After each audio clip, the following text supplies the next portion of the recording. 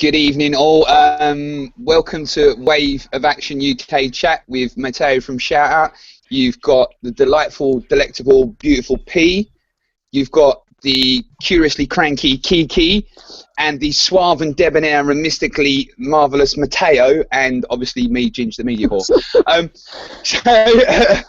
We're going to be chatting tonight purely about the mind-blowingly and phantasmal, orgasmic event that was just 2 days ago that we're all still kind of hypo from, the 5th of November. So I'll let you guys carry on while I switch from here upstairs. So, yeah, who wants to start?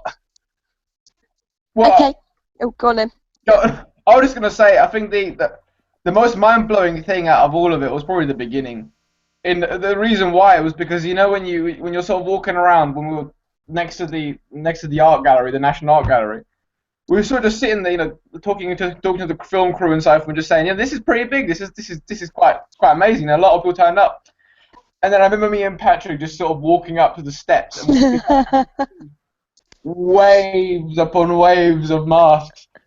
And oh my God! And we all just stood there like, oh, we didn't even realise these guys were there.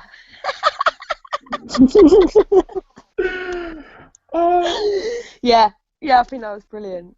Oh, it was just that I mean, I don't think you could have made a better scene from that than if you set it up. It was just, you see, you know, there's a pretty good player, loads of people, you know, good music, posters, whatever, and you just walk up to the steps and you just see the whole of Trafalgar Square is just littered with people. You can't even see the floor anymore. It's so compact. I thought that, like, in the day with the police horses and that, and the police coming out with their leaflets and their little announcements, and that great big PA system, and just the noise every time they tried to get a message out was phenomenal. You know, that blocking of messages. It was. We can't hear you. We can't hear you. It was just perfectly on cue. As soon as they started, everyone just started. I cracked the horn out for that one. As soon as it came on, it was like, yeah, let's get the horn out for that one. Just like, I went up to the live stream and just live streamed from it, and it was just like, what? And all you could hear, because I was right over by it, and all I could hear was just a boo, like a wave of boos come up, and you just like, boo. To be honest, with that horn, you probably could have done that yourself, to be honest. I was going to take him out at one point. I had so many. It was too many people like, Ginge, just give it a rest. Ginge, just give it a rest. And I could tell the atmosphere of hatred was turning towards me. So I'll put it down now. Put it down. And it was quite funny because you were next to You were next to I think it was Kiki and Patrick on one of them, and you just see Joel's face flip because he hit all the mics, and also he's got two bursts of both of it, just both in his ears. Brilliant. Oh, but it was amazing. I mean, that start was just amazing. You couldn't have made that better in a film. The way it just, you know, and the amount of people that were wearing the mask, it was almost haunting. You see all these faces in the darkness just wearing the same mask. It was. I felt so much love. I thought I was going to cry when I was walking down those steps.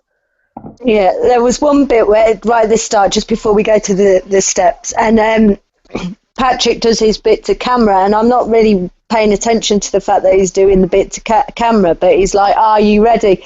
And I'm like, "Yeah, Patrick, are you ready? Are you really ready for this? Come on, let's go." I didn't realise he was doing his bit, but then we went down into the thing, and it was just mad. The fireworks, the lasers. The Hare Krishnas, for fuck's sake. They were fantastic. I loved them. I got them on the live stream. They were amazing. I thought it was passing by. They stopped, didn't they? They stayed for a while. Yeah. That's incredible. But what that showed yesterday was such an uplifting thing, because, you know, you sort of, every now and again when you're talking, doing these chats, and when you're going about your life, you sort of think, do people still care?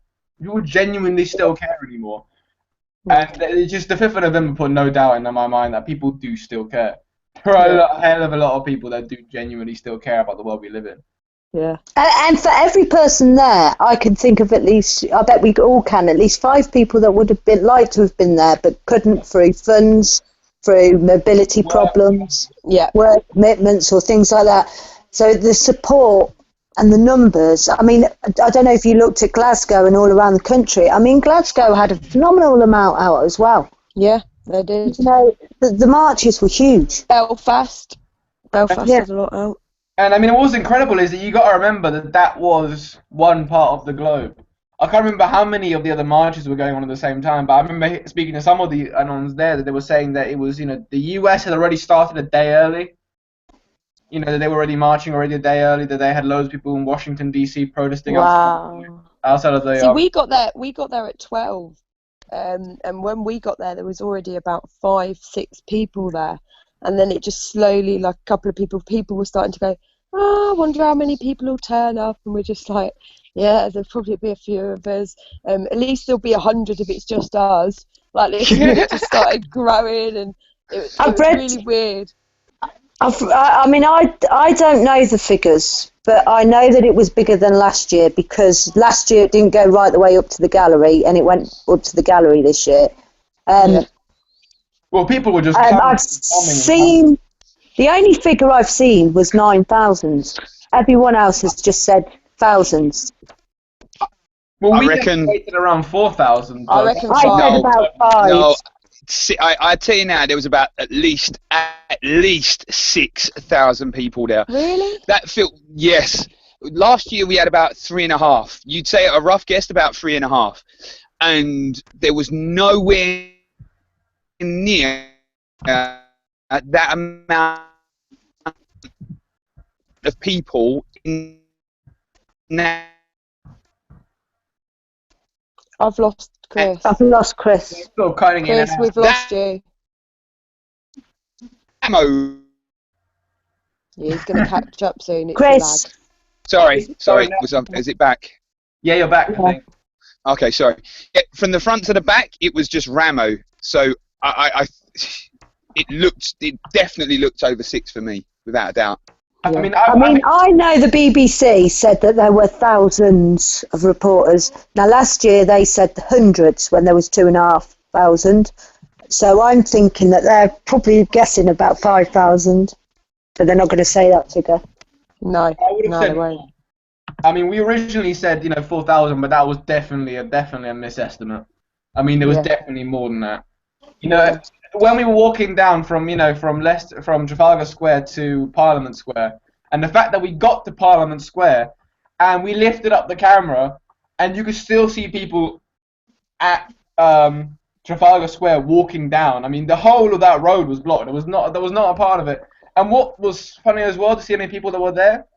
Before the march, we arrived roughly around 1 o'clock in central London. We got all the crew together, and we were trying to interview people that didn't know about the movement, to talk about issues, etc., etc. And the first 5 people that we asked were all anonymous, and they all knew about the movement.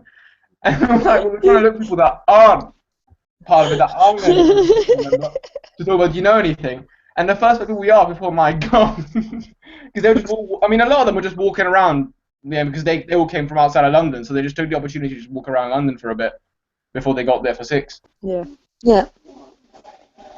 I mean, it was the number. I really hoped it would be good, especially after the police putting out them papers in the papers and on their website and that.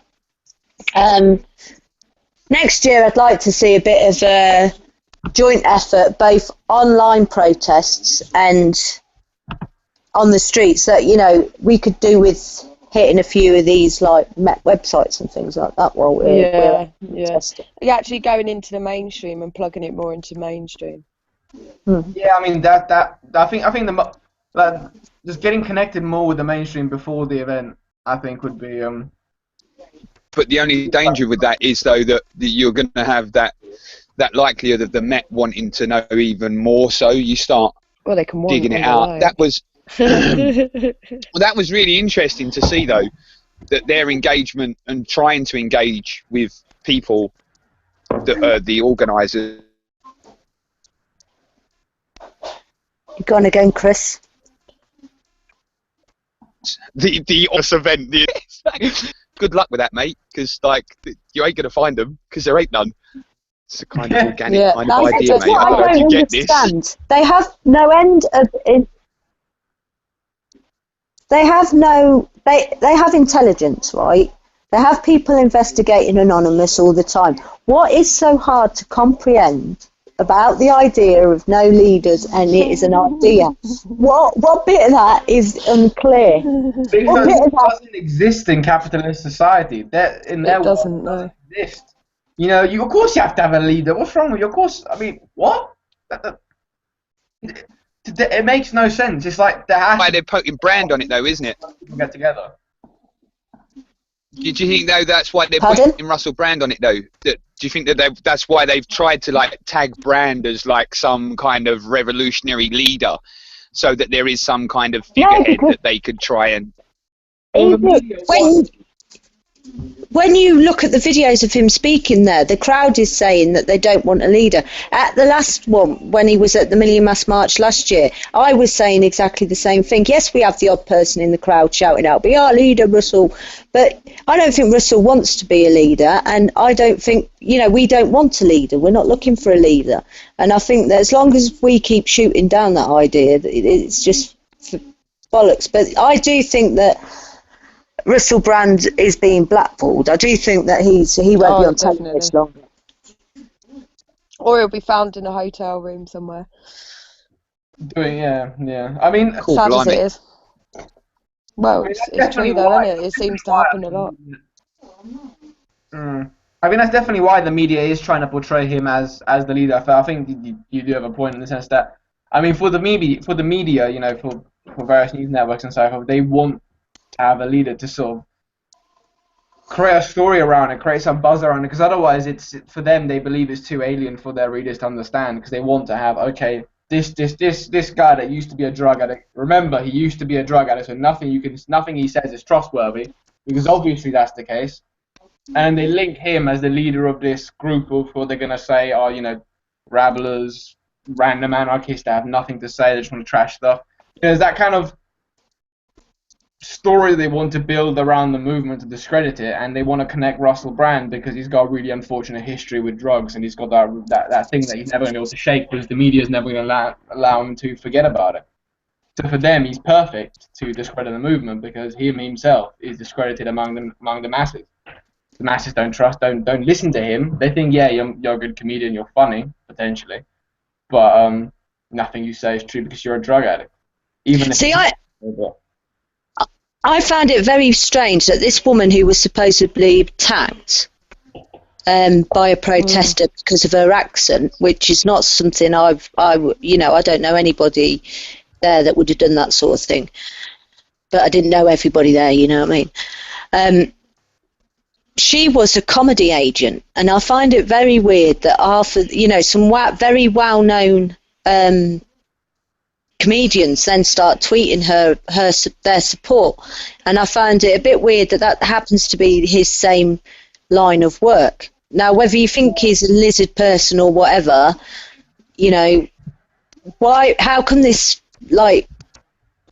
comedian person now has a load of comedians tweeting against Anonymous and against that sort of thing, and then you're showing Russell Brand in one way being with Anonymous and standing with them. When you work alongside these people, these people have working relationships, have professional relationships. They're not like fantasy, like I'm just a Brandite or whatever. It's their industry. Comedians must interact somewhat. And you're going to have more of them speaking out against us and that sort of thing, and technically against Russell Brand, which would then push him out of his line of work. Mm. So who was the guys that it was Al Murray was the first one, and I didn't read the rest of who else tweeted it out. But like you said, when excuse me, when I saw that, I was like, hold on a second, attacked because of her accent. So would have been attacked for it. I find honestly. We had a young lad with us with a very posh accent. Adam had a very posh accent. I have to be honest, that we have lawyers, we have doctors, we have whistleblowers, we have all sorts of people, intelligent, high-paid people within the anonymous movement. To think that it is purely class is a bit of a misguided representation, because there's lots of people with money that don't necessarily agree with the situation that we're currently in. Yeah, I mean, it's the same sort of grassroots problem, just a different way of approaching it. Some people that have money that don't agree with the system anyway, out of principle or just because they believe they're getting, small businesses or whatever that are getting marginalized because of big corporations, they're going to support Anonymous and change the system, not because of the same reason as somebody else would, but I mean, in the end, fundamentally, you're fighting for the same thing, whether it's one way or another. So I mean, I mean that accent thing, I think is way too strange. I think at the very worst, I think that what would have happened was she had a line of police and she got all a bit fucking cocky and started shouting things, and they maybe turned around and said, "Oh yeah, it's all right for you." Yeah, because I got irritated a couple of times. That would be it. I got irritated a couple of times when I was walking past, and I had some woman turned round to this bloke, and she was pulling like a wasp face, and then she went, "I mean, look at him." And I thought, there's no need to get personal. There's no need to get personal about this. She was like trouncing all them walking past, but she was doing it under her breath. So I went up to her and I was like, "Viva the revolution!" I thought, yeah, have it. That's what we're here for. Learn what we're here for. Not, don't just put people down because of what they're wearing and what they look like. If anyone judges, it's them. The people who judge what we look like. But it's you do get it within the movement itself. I mean, about the one thing that I'm going to touch on is what?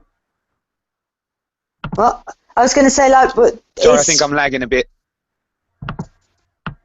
It's like in the movement itself, there's a lot of people that weren't happy with the way things that went. They thought that it was too violent and not peaceful enough.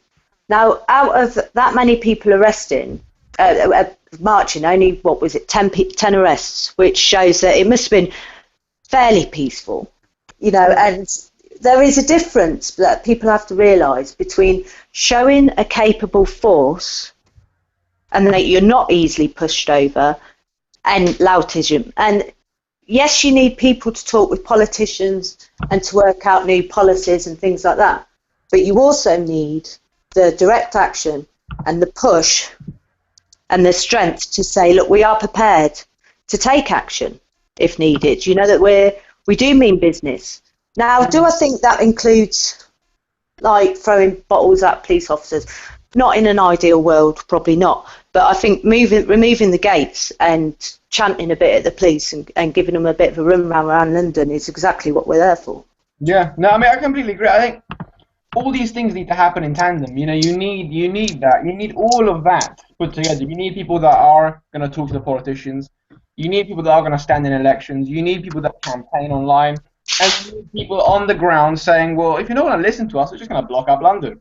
It's as simple as that, because you need that, because otherwise you're just not going. You can't have one without the other. You need that entire sort of 360 movement going on, where you have all groupings. You have people on the streets blocking them, because the people that are going to Parliament to talk to MPs are going to say, well, listen, we are blocking the street. There are enough people that are blocking up London.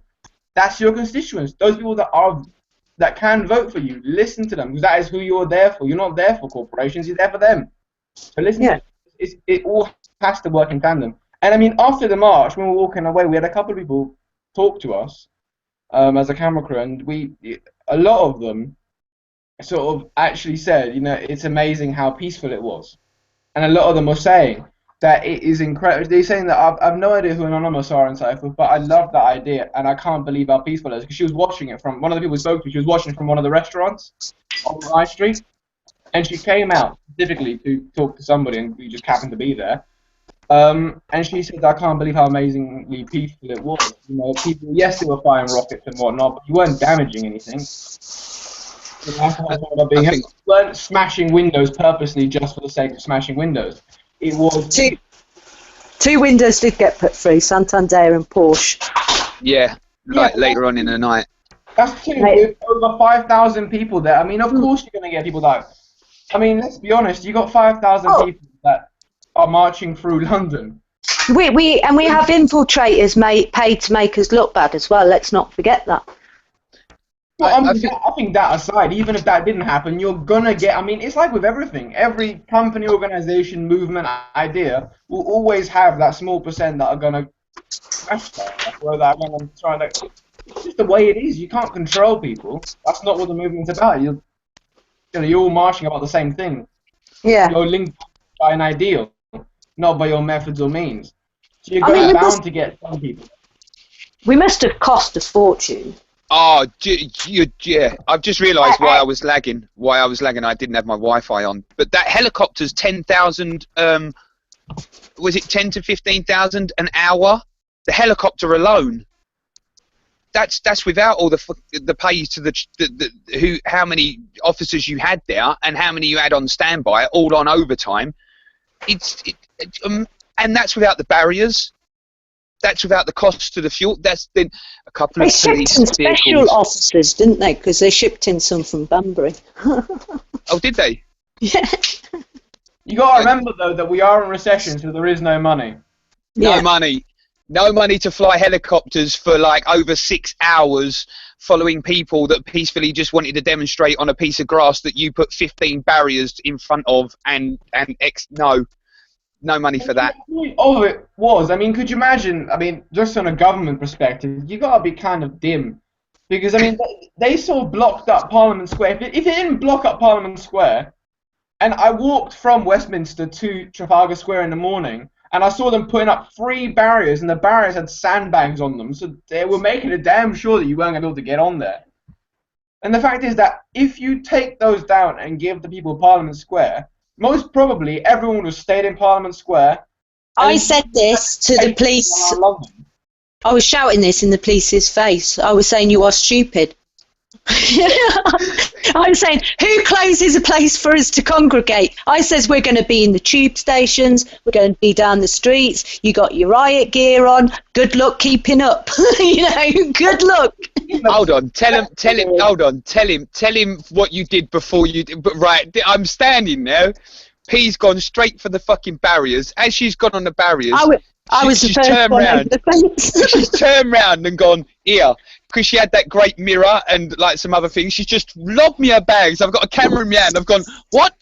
Just like, one of them things. I grabbed that. Next thing I fucking see, she's up on the fucking barricades. Like, oi, you, with the bat on, come here. It's like, I'm like, what the fuck? I'm like, holy fucking shit! And all I could do is hold. I couldn't even grab her or do anything in case if someone come to grab. I couldn't do nothing because I had everything in my hand.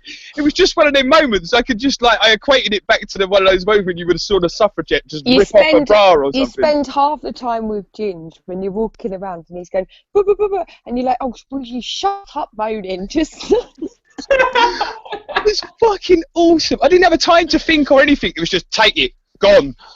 Yeah, look at this, go on, B! It was awesome. It was absolutely awesome. Just so fucking... I'll tell you what, these two women, man, I thought I was fearless, but I've never met 2 more fearless fucking women in my life. It's like, if you don't keep an eye on these two, they're gone. They're off causing... And then what they do is they assemble, and then they just cause chaos and pandemonium. I don't know which one's which, but honestly, it follows. Go somewhere else. It's like... Shit's going down. One of them 2 are around. I can guarantee it. I remember we were just about at the beginning when we were moving from Trafalgar Square. I remember as soon as I turned around and be like, "They're gone." They're gone. But the funniest one was when they bolted through Hyde Park. Oh, I love that. Awesome. Fun. That was amazing. That was a spiritual moment. Before, because there was just like the rustling of hundreds of feet, and it was making a phenomenal noise. And then people just started chanting "Revolution, Revolution." It wasn't like One Solution Revolution. They were just saying "Revolution" over again, and it was just such a moment. It was really. I loved that bit. I love that moment. We were perfectly time for that. I mean, we got almost all of that on film. That was amazing. Was you there at the start, Matt? Did you get it from the start when the police line came from the right? Because everyone started to go up pell mell. They tried to push a police line up, and then it was just a sporadic thing of, fuck it, we're going this way. And there is nothing you could do. And that same line tried to follow them in there, and it was pitch black. You couldn't see nothing. And they tried to block the gates, so we was all over the walls. I mean, the walls and fences I scaled, you know, a woman at my age. Fuck's sake. We had to have a bit of help over that Hyde one, though, didn't we, Pete? We got. That's what I mean, though. Look, that was the high one. I mean, we had to get a couple of lovely snipers. When everyone just sort of started walking towards the Royal Mile, and then suddenly they just switched and started walking towards Hyde Park. I think at one point, sort of Aaron sort of was a little bit scared because he just sort of turned and started charging towards him. We just sort of ran past and was like, "What are you standing there for? Come!" Oh, brilliant! That was amazing, and it's all the red flare thing. It was just, I've spoke to a couple standing up on the at the beginning on the column, just looking at all the people because you were up higher. That view was amazing.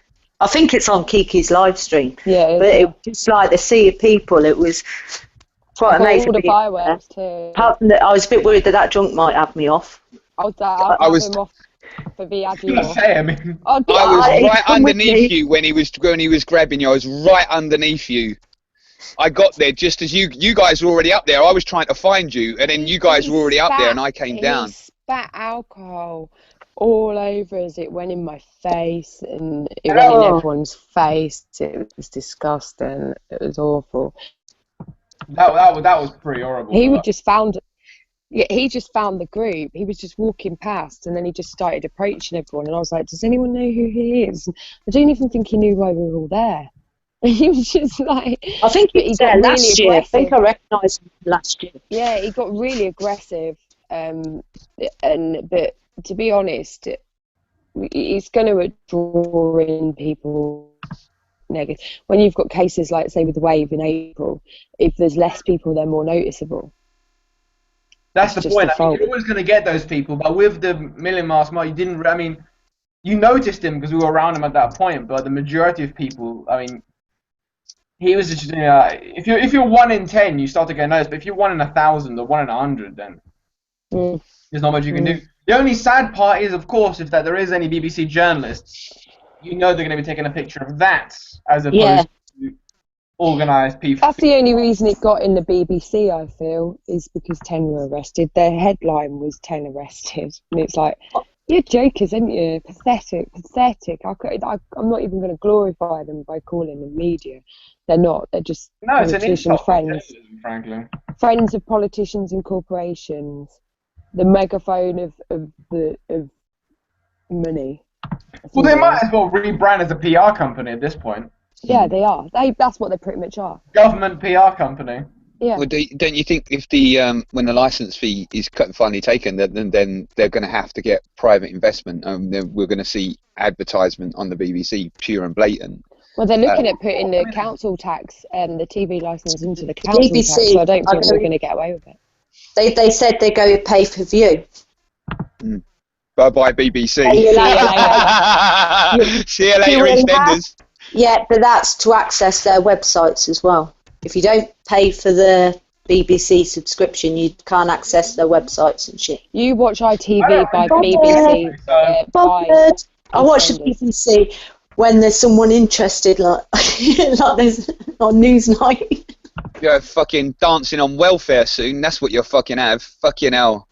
Yeah. Cook me fucking dining for £5 and all this shit. It'll be like, it'll be gone. If it goes to any kind of page, there's no way that they can do it. But don't they also earn a huge amount of revenue from selling BBC worldwide? All those programs like Downton Abbey, they have to sell to America. This is what I don't get. Why do we? Got a huge network of people, huge network of reporters all around the world, and they sell all that to other companies like Al Jazeera and so forth. And they put adverts in those programs. When they sell them, adverts go in that program. I always think that they shouldn't be allowed to put adverts in in between the BBC programmes. They could do it at the beginning and at the end, but they can't break the programme up. Well, I think, well, why should we even be paying the licence when they're selling product? That defeats the whole purpose of a licence, even if you don't, before you even get to the agreement on that. When they've been like, I see a big, B&Q have got a big thing, help us raise £1 million for children in need. And I've got a black marker, I might go and put a pedo fund or something on it. Yeah, because at you the know end what I mean? of the day, No, you're feeding a paedophile ring. Yeah, they have got a paedophile ring in it, haven't they? Stop. But hold on a second. You just reminded me. In that live stream that I saw, well, not live stream, on the video footage I saw of actually people right at the doors, you can hear P shouting at them. You paedophiles! What about that statue out there? Just as you've just reminded me of that one, P. That Eric Gill statue! The child abuser who abused. I mean, they have a statue built outside. Mate, and Westminster Abbey's Station of the Cross is built by Eric Gill, who is a convicted paedophile who abused his sister growing up and his children. Oh, Jesus. And they will not take it down because it's art. Now, they wouldn't put a piece of anonymous art up there, and that would be art because of the political connotations, but paedophile political connotations are all right with the BBC. I would say they have a good joke on that. I would say they have a good joke on that as they all walk into that front door, the certain members of the BBC. Oh, I'm not going to tell you what, next year that statue should go, man. It's coming down. I definitely think, like, if they learn anything, they know that the BBC is a target now. That's the one thing. That's the one thing about the sporadic nature of the whole protest. It was just organic in where it wanted to go, and it broke up and that's even more scary for any police or establishment. Kind of knew to go and run forward to McDonald's or to these corporations. That it was after the BBC they realised they had to protect the certain ones that they knew would have been targets. That was when we was walking back up on Regent Street, wasn't it? Because I did that ride of the was it the ride of the Valkyries? Yeah, I did ride of the Valkyries as they come back, as they was running to the left, and then I followed them with Benny Hill. Yeah, but they got kettled. They got kettled, didn't they, by the protesters with foam sticks, and the protesters running down the street. Yeah. No, because that was outside the BBC, and I missed that, and I was chatting to someone else, and they was like, "Come, Chidge, quick, look at this," and I missed what happened. It was amazing. I saw the police van get killed. Yeah, did you see the policemen get killed? They're in the riot gear. They're in the middle. Yeah. They are right next to the BBC. That was just before, wasn't it? They were all in the middle, and they were walking with their asses clenched. I think that's where we was. Thousands round them, and there was I think there's about 10 of them, something like that. Yeah. I think that was the group out McDonald's. You know, when we was walking and I followed them in, that looked like the same group that was at McDonald's, and they moved from there. That was another one. They got caught up. They couldn't get out. They were right in the middle in the road. This lot being marched along. They were kettled by the protesters. These were up against the wall. These were up against the wall. No, they was out in the road. But I'll say that. Up at Buckingham Palace, when that fence went and I got straight to the fence, I mean, the fear in them coppers' eyes, they was green round the fucking neck. Collars, them. The reason that fence went so quick is because they flinched. Mm. Yeah. They did not have what they were doing for a lot of that. I mean, they thought they had it handled in Parliament Square. They thought they knew what was going on. But after Parliament Square, as soon as they went for Buckingham Palace, it was over. Because they were backed into a fountain. Why are you? Who got them down to Buckingham Palace? We can't. You know what I mean? There was like, peace, get to the palace. Like, what? Right, let's go. Fucking, where you go? Wait, hold on, right? There was that moment when we fucking was saying to all them people, and just as you come out off of Parliament Square and we was grabbing them people, then they was all started to walk in the pavement, and there's just about 4 of us in the road. And we're like, get in the fucking road and walk on the pavement, get in the road, and that was it. Everyone just obliged. I was like, good obedient citizens walk on the pavement. Tonight, the night is yours. The road is yours. Take the fucking road. So she's really G'd up at this moment. We get to the palace straight away, and then there's Run, this little fat boy, flimsy run. line.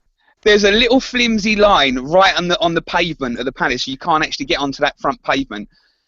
Fucking Peas here, like, starts fucking doing the okey cokey going into the line, and she's not going past them, but just as she gets to the line of the cop, she turns, and you can see him going like this, like trying to save a goal or something. This is thinking that she was gonna go in. It was top notch. He was doing the okey cokey with me. We were putting our left leg in, and then our whole selves in, whole selves out, in, out, in, out.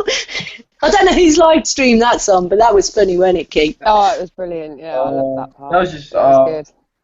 What was a funny thing? I don't know if you saw when they were walking towards after Hyde Park, when they were walking in the middle of the road, and you saw all the cars started beeping in support of the march. A lot of them started beeping towards. Yeah. And we filmed this really good bit where you saw all these people, like, you know, supporting, you know, the people carrying rubbish and whatnot were beeping in support of the march. They were thumbs up, whatever. And then we came up to a guy with a huge what's it called? I think it was yellow Lamborghini or whatever. And he just looked away, looked down, looking at his phone. It was just, he was the only. That happened with the Ferrari last year, yeah. But there was a bloke in a Lamborghini that tried to run some people over, wasn't there? Yeah. Or was it? We had that Ferrari behind us just Yeah. as we was walking off past the tree, the balloon tree. I think that was Soho Square. It's like the balloon tree, and you guys were like, "Oh, look, it's a nice balloon," and I was like, "Oh yeah, it was very nice." And then we carried on walking, and that was the part with the Ferrari. But just before that, the funniest thing that all night for me was seeing a guy try to double drop kick. Oh,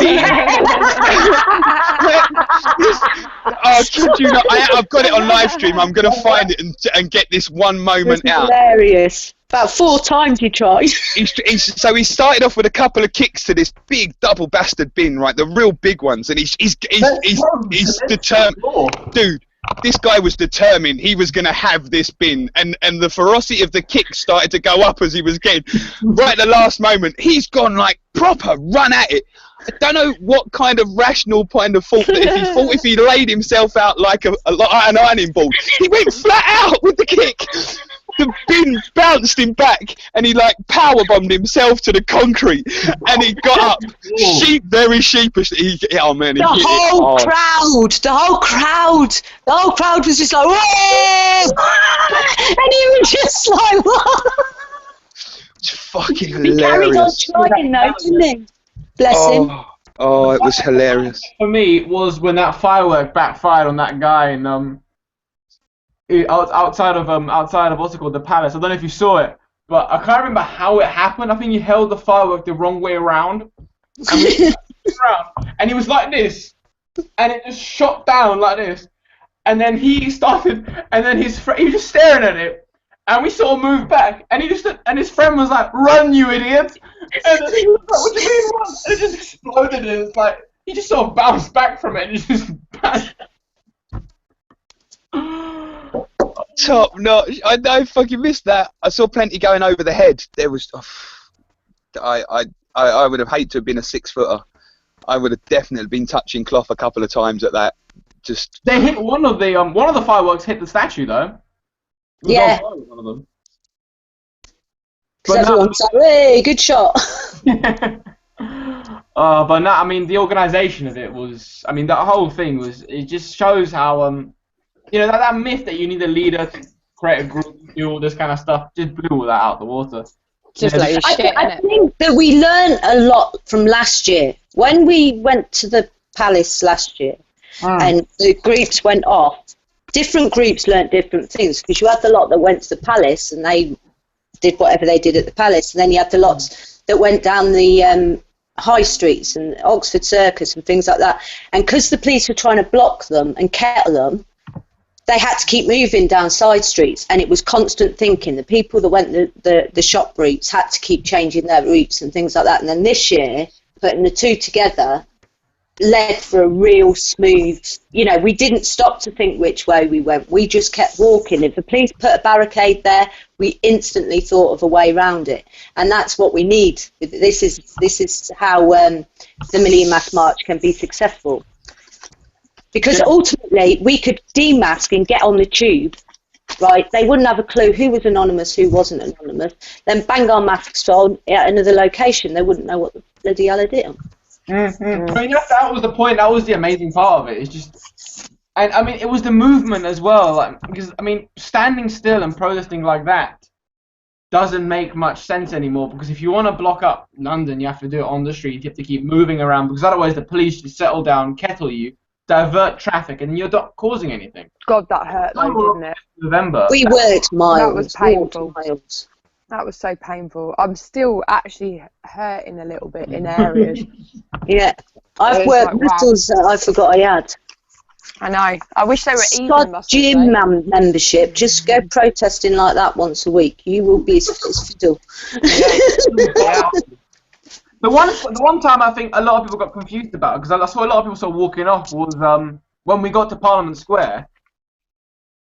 A lot of people didn't seem to know where to go from there. I think once it left from Parliament Square, then it just followed. It just kept going, getting from strength to strength.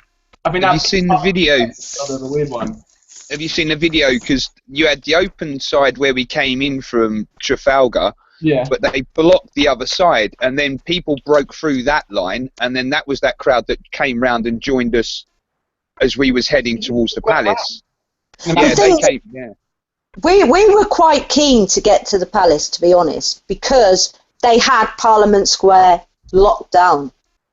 All as they were doing were manoeuvring round us to get in a position of control. So we had our little bit of a demonstration there, and we were itching to get to the next place, wherever that might be, because the thing is, you don't know where it's going to be. There is no plan. Some people really struggle with that, and this is what the police struggle with, the idea. They think that we're marching from Trafalgar Square and we're going here, here, here, and here. We ain't. We're feeling the way, man. We're just going whatever way the way tells us to go. Yeah. We're pure instincts. I mean, that's what also people don't get. And I mean, if you do think about it, a lot of these sort of myths that this society put around you need planning. You need a leader, you need structure, you need control, you need some people above the others. But that's our conditioning.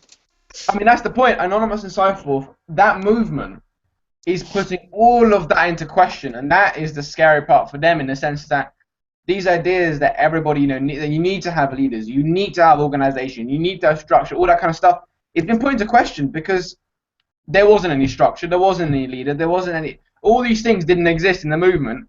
And yet, it was probably one of the most successful protests this year. Yeah. The structured ones the unions have had, it has done the most. But laws do not stop crime. Self-governance it stops crime. Your desire not to commit a crime stops a crime. A criminal will commit a crime no matter what. Politicians commit crime all the time because they think they can get away with it. Well, a lot of they can. That's the problem. Yeah. But so the thing is that all these laws and restrictions aren't stopping good people. They aren't stopping the people that build communities and things like that, because it's not in their heart to destroy their neighbours. And I watched an interview with Jon Snow, I think it was, but it wasn't an interview. It was on Russell Howard's Good News. It was just a little snippet. And he said that the thing that he's found going to all these war zones and that, is that innately people are good. People want peace, and people are good. And that's the thing. All this scary terrorist shit and all this stuff that's put on us, most people are like you and me. We just want a decent, peaceful, happy life. We don't want all the other shit that goes with it. We are innately good. We don't need rules to tell us to be good. Yeah. A nice person's nice no matter what rules are in place. And you generally find that a horrible person is horrible. It takes a good person in the first place to turn a horrible person horrible. Do you know what I mean? They're not naturally born horrible. You get angry. Some people can't handle it, and some people get very angry. when Is you it look like at in the thick of it? Me and my brother were talking about it today, that film In the Thick of It, where obviously you've got somebody who it's not the fact that they don't feel the emotion. Some people, they feel it even more, and that's the reason why they're so angry. But not that it's the right way to go, which I don't think it is, but it goes to show that just because somebody's not always paying attention or is acting differently doesn't mean they don't care. I think a hell of a lot of people care. It's just that each person deals with it differently, just like Anonymous. Yeah, I think that, you know, like when people go on about any trouble at Wednesday, we have to remember that most people are turned to activism because of an injustice of some sort, whether it be to themselves or someone close to them. You know, I certainly was. You know, it was injustices that I saw that made me want to become an activist. Now, some of these people that have suffered things themselves, they're self-medicating. And, you know, some things are products of society in the way that the government have allowed things with mental issues and drink problems and shit like that to continue without actually ever helping the people. You know, somebody getting drunk at a protest and throwing a bottle, you know, you don't know what that person's, you know, they're doing it from, that's their fight, that's the way that they see to fight. They're really angry. Yeah, they're thinking that that's the way you have to do it because they've been brought up in a system that teaches them might is right. Yeah. You know, might wins. And a lot of the pride in brawn and all this, and the fittest will survive, the way that the government teach you. Well, no wonder the fittest are turning on the elitist. Do you know what I mean? They've created these people. Mm-hmm. This is what the they've one created. thing I saw from that, well, two things I saw. One, you know, you're 100% right with that. Is that the way I see? You know, you're throwing bottles at police and so forth. I'm not saying that's the right way to go, but you also got to look at it from another angle. Is that these people, as you said, have suffered great injustices for a lot of people have suffered great injustice under this system, and because of that, you have a lot of anger. And if you consistently are backed into a corner, being pushed and pushed and pushed, and your mother's being evicted, your grandmother can't get the healthcare she's had, so she's died, your children are on care because they got taken away from you. That's going to push you over the edge. And from an outsider's point of view, you may think, okay, you know, a bottle at a police may seem weird or may seem petty or may seem... But these people have got nothing. You know, some of these people have got very little left. I stand by that. I stand by that because I tell you, for the love of God, right, if they take my children from me, a bottle's not going to happen. Do you know what I mean? They've done it to a lot of people, but a lot of these activists are still only suffering from a bit of a job cut. They're suffering. They're not dying like the disabled so much. They're not having the children took away from them so much on these splinter groups. You know, you watch them start taking it from the major players and the people that are out on the streets weekly and monthly. You watch that shit roll, because then they start taking it that you've got nothing left to live for. And that's you when only have shit to goes start down. looking at like fracking camps where their social services have actually got involved with parents taking their kids to a fracking protest. You know, that's nobody's business. As long as that child's being fed, looked after and loved and cared for. Who cares what you think, you know? Yeah. It's not. They're amazing camps as well. Yeah, they're so loving. Well, at Belcombe, they had, you know, that when they had Reclaim the Power and that, and they did that big field, they had a child tent, they had like a family tent, and that was got little kids running around with flowers in their hair, playing little whistles. You know, there's nothing wrong with it whatsoever. The family zone was declared a safe zone. If the police raided the camp, they were not allowed to go into the children's tents, because it was like a big family place. You know, that's where you could go to be safe. You know, you could go. You didn't have to have kids to go there, but you know, the idea was that the children couldn't be upset by a raid on camp. You know, so these aren't people that are just dragging their kids here, there, and everywhere. They are doing activities with them. They are teaching them what they believe is fundamentally right. You know, that they shouldn't be fracking, and to have them views is not illegal, so it is no child protection issue. There is no reason for social services to get involved at all. Mm. No. And that's the point. And It's all a power thing, isn't it? Yeah, and it's when they start taking those children more and more and more that you're going to start to see more bottles fly, because there is no wrath like that of a parent who has lost a child. I'll tell you what, if they took my children, I'd hang myself on the gates of fucking Parliament. I'd do something before I hung myself on the gates of Parliament, I can tell you that. I would be taking Gove and Cameron and all that down with me if they took my kids. Do you know what I mean? You can't allow that. You don't steal people's kids just because they want a voice. That's illegal. That's wrong. That's stealing. That's what they're doing right now to other people. But you watch, when it starts getting wide scale, then the shit will really hit the fan. But it's like what Mark said. You know, revolution will happen when people have nothing to lose but their chains. And that's their children. That's the point. Student rallies. Yeah. When students start getting arrested, that's our children.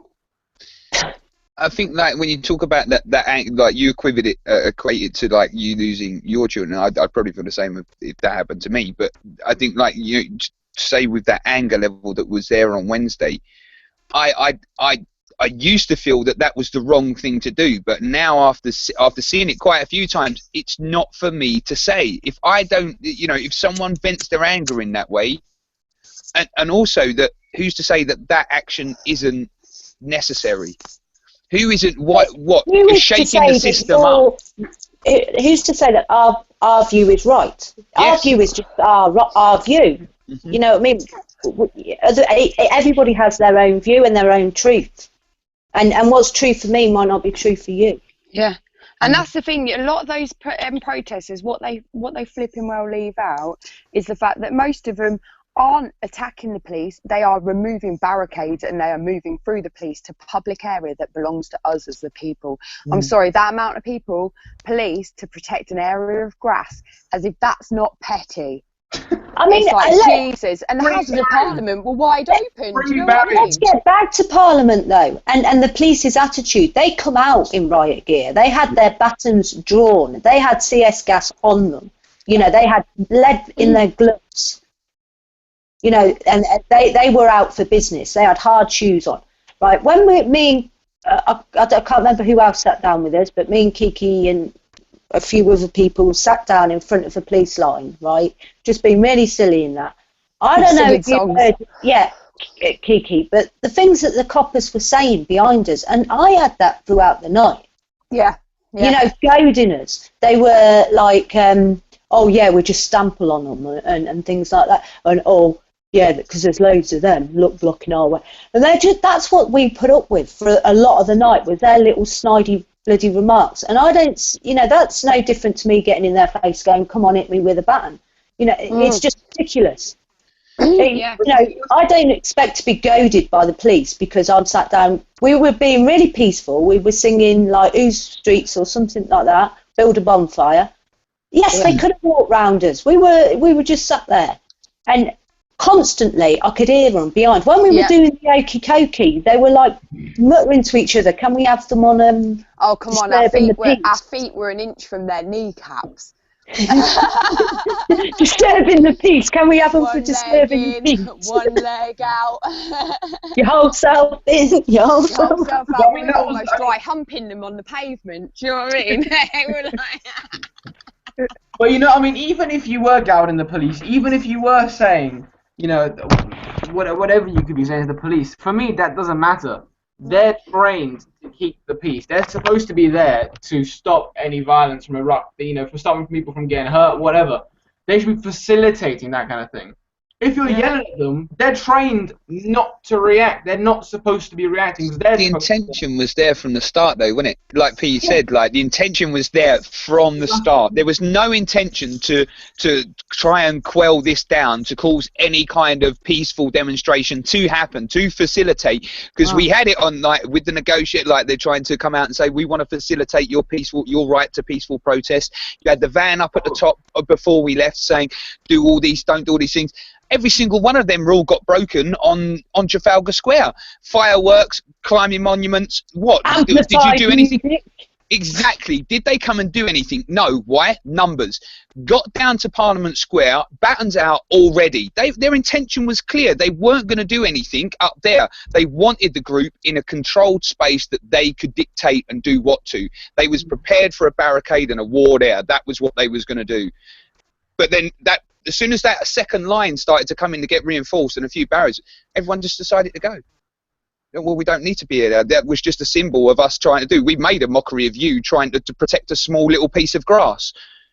The symbolism's gone for us. We don't need to be there. We've got the rest of the streets that we can go and retake. It doesn't matter. You're going to be chasing us for the rest of the night. And that was, once that break had moved and that you got to the palace, it just felt free for all. From then on, it was like, right, that's it. We can go. And that was the point. That was the point. Is that you showed the police were just there to kettle. Were there thinking, okay, we'll get them to Parliament Square, and then we'll just block them off there and do whatever we need to do. Once that didn't happen, because once we left Parliament Square, there was no police around for a while. They were right behind trying to keep up. I was out running the one at the front, weren't I, Chris? I was going, come on, keep up. Lizzie needs ya. You got to save Lizzie. fucking Run, fat boy, run! There was like 3 officers, and it looked like they was just trying to get in the line and slow it down and try to engage with people. And we was just like going. We was going, and P was just fucking gone. It's like, come on, run, fat boy, run! It's so cool.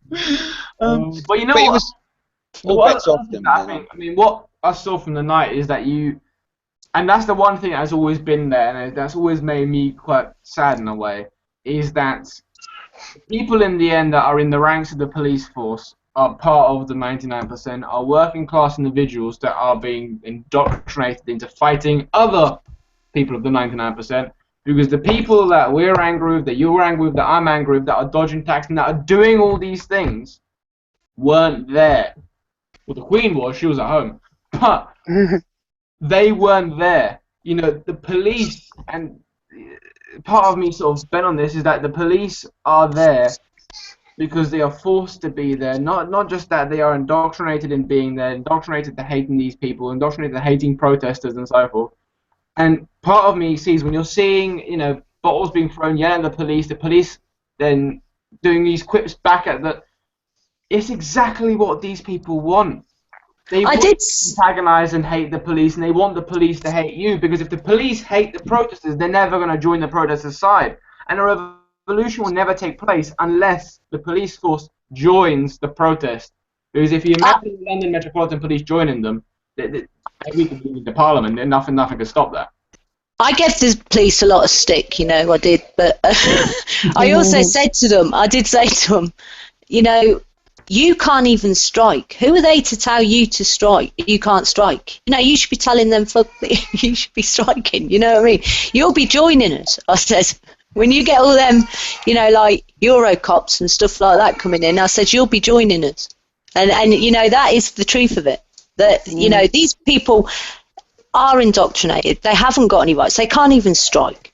You know, I know some people, but there's quite a few that, you know, have left the force because they've become disenchanted. I know somebody who left recently because he felt like, because there was some like racial crimes, and he felt that they weren't being investigated, robberies, things like that. You know, people are becoming disenchanted. And when we were at GCHQ, the police there was one that hadn't been home for like 2 weeks, and he's got kids and things like that. You know, and then somebody else was saying that like one copper had a Palestine flag in their hat. And a boycott Israel sticker. Did he? Yeah, he said that's his form of. He said some of us have to protest our own way. But you know, I mean, that's the part that depressed me about. That's the only thing that depressed me about that night. Cause you sort of see these people that are part of the force, part of them, because they're doing it out of survival. You know, to survive in the system, you gotta make money somehow. For a lot of people, and if you got a family and kids, as you say, you gotta survive. And these people, I mean, that's their job. That's where they make their livelihoods from.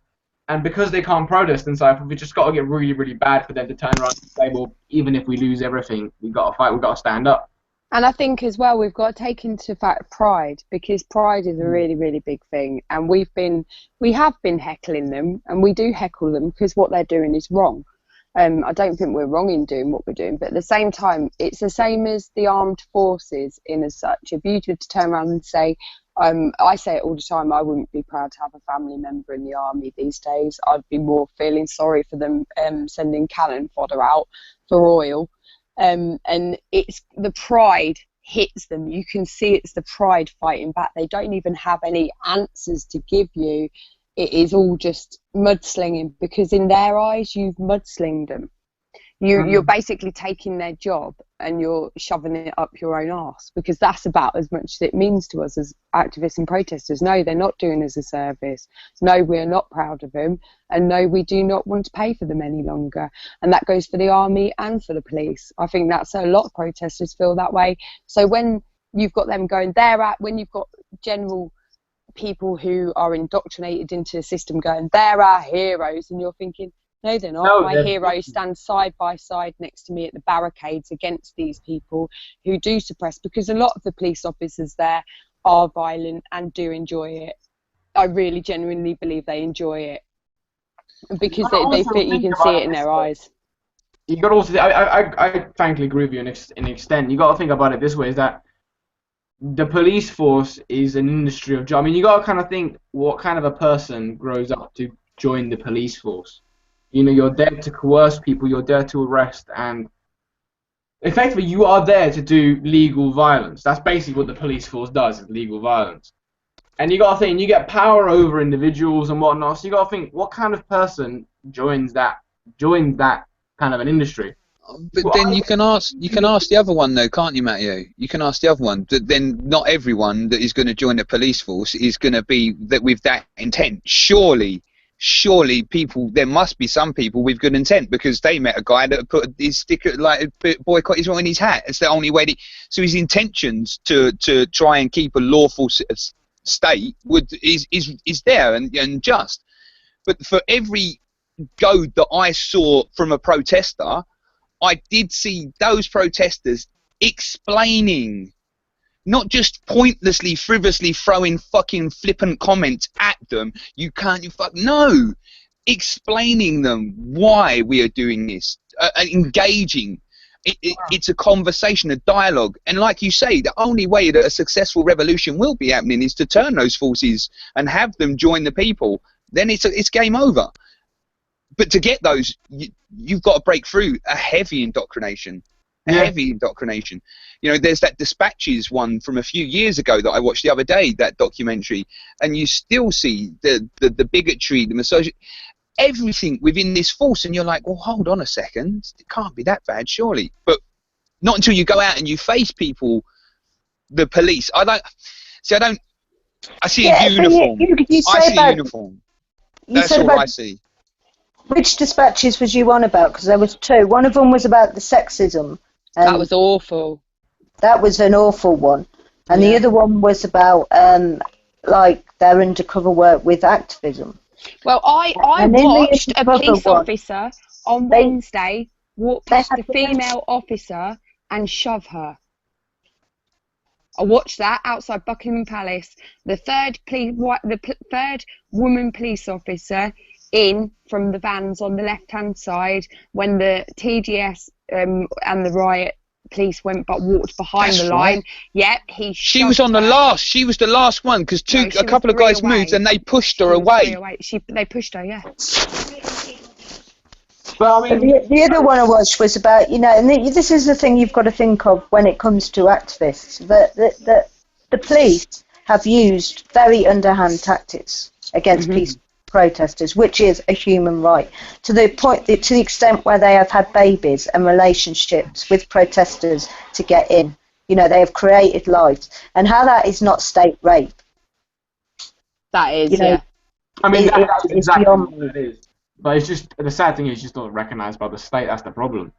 Yeah. Well, you know, talking about the police force, like you said, Chris, it's not all, you know, they're not all bad, obviously. Like with any industry, organisation, or movement, you're gonna have some good, some bad.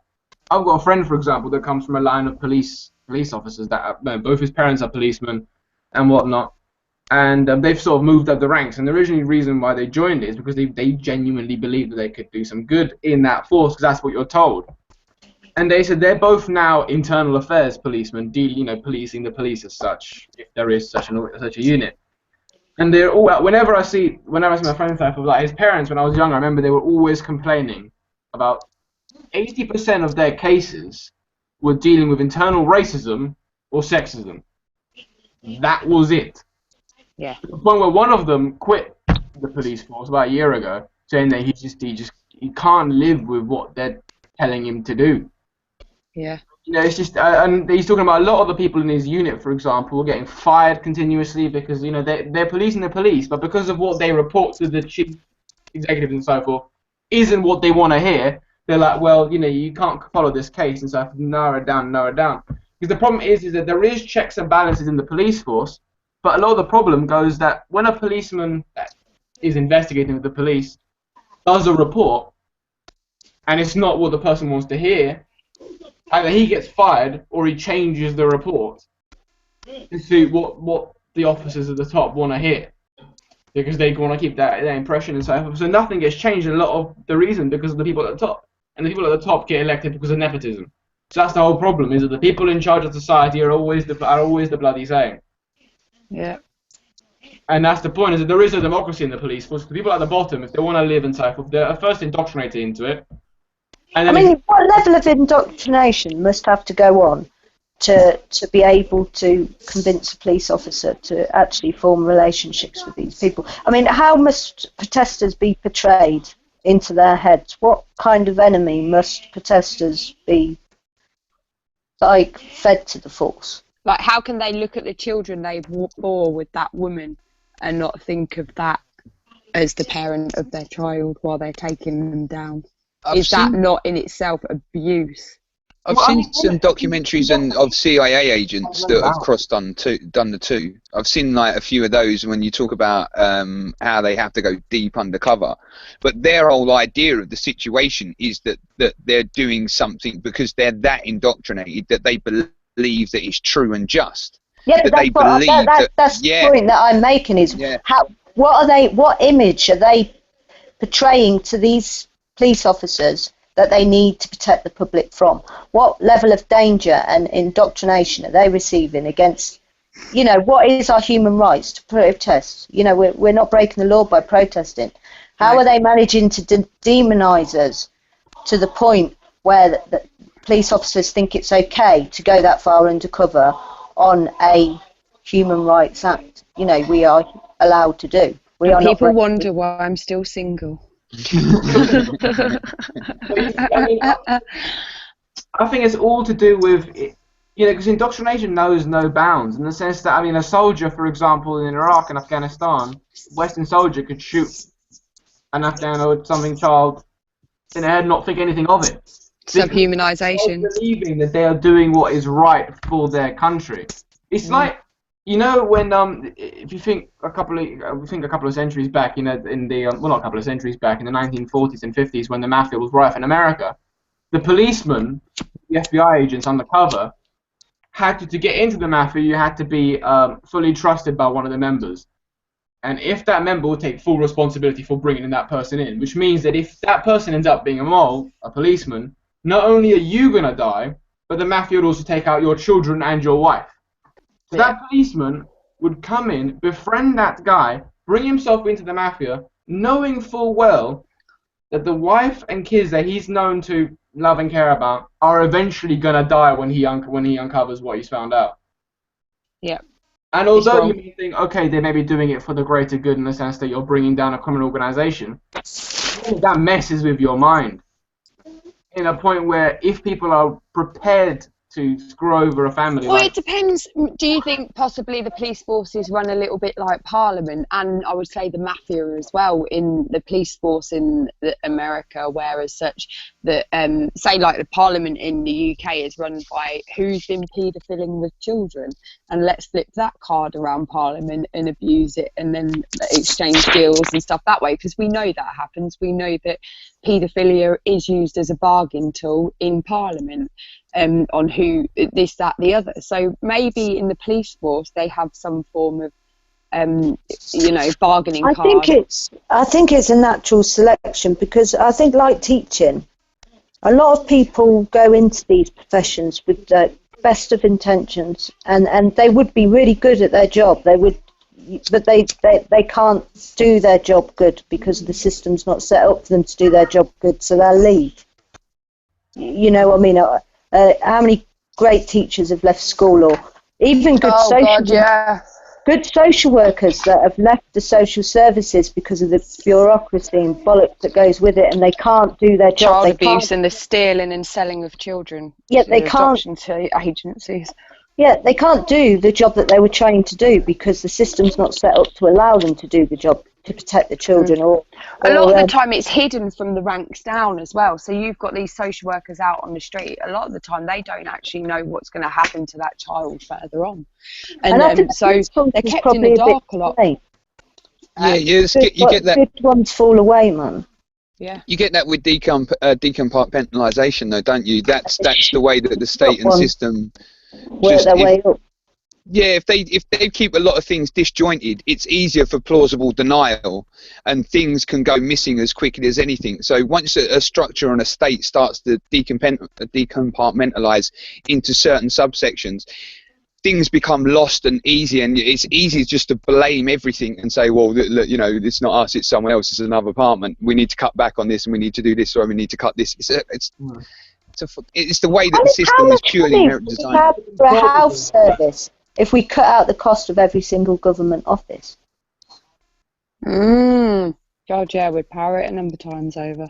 Just think how much that you would save on that alone. Yeah, just on knee funding, every public servant that is to do with Parliament is in fact paid a basic wage. You soon fucking watch things change then when a politician's on the fucking breadline.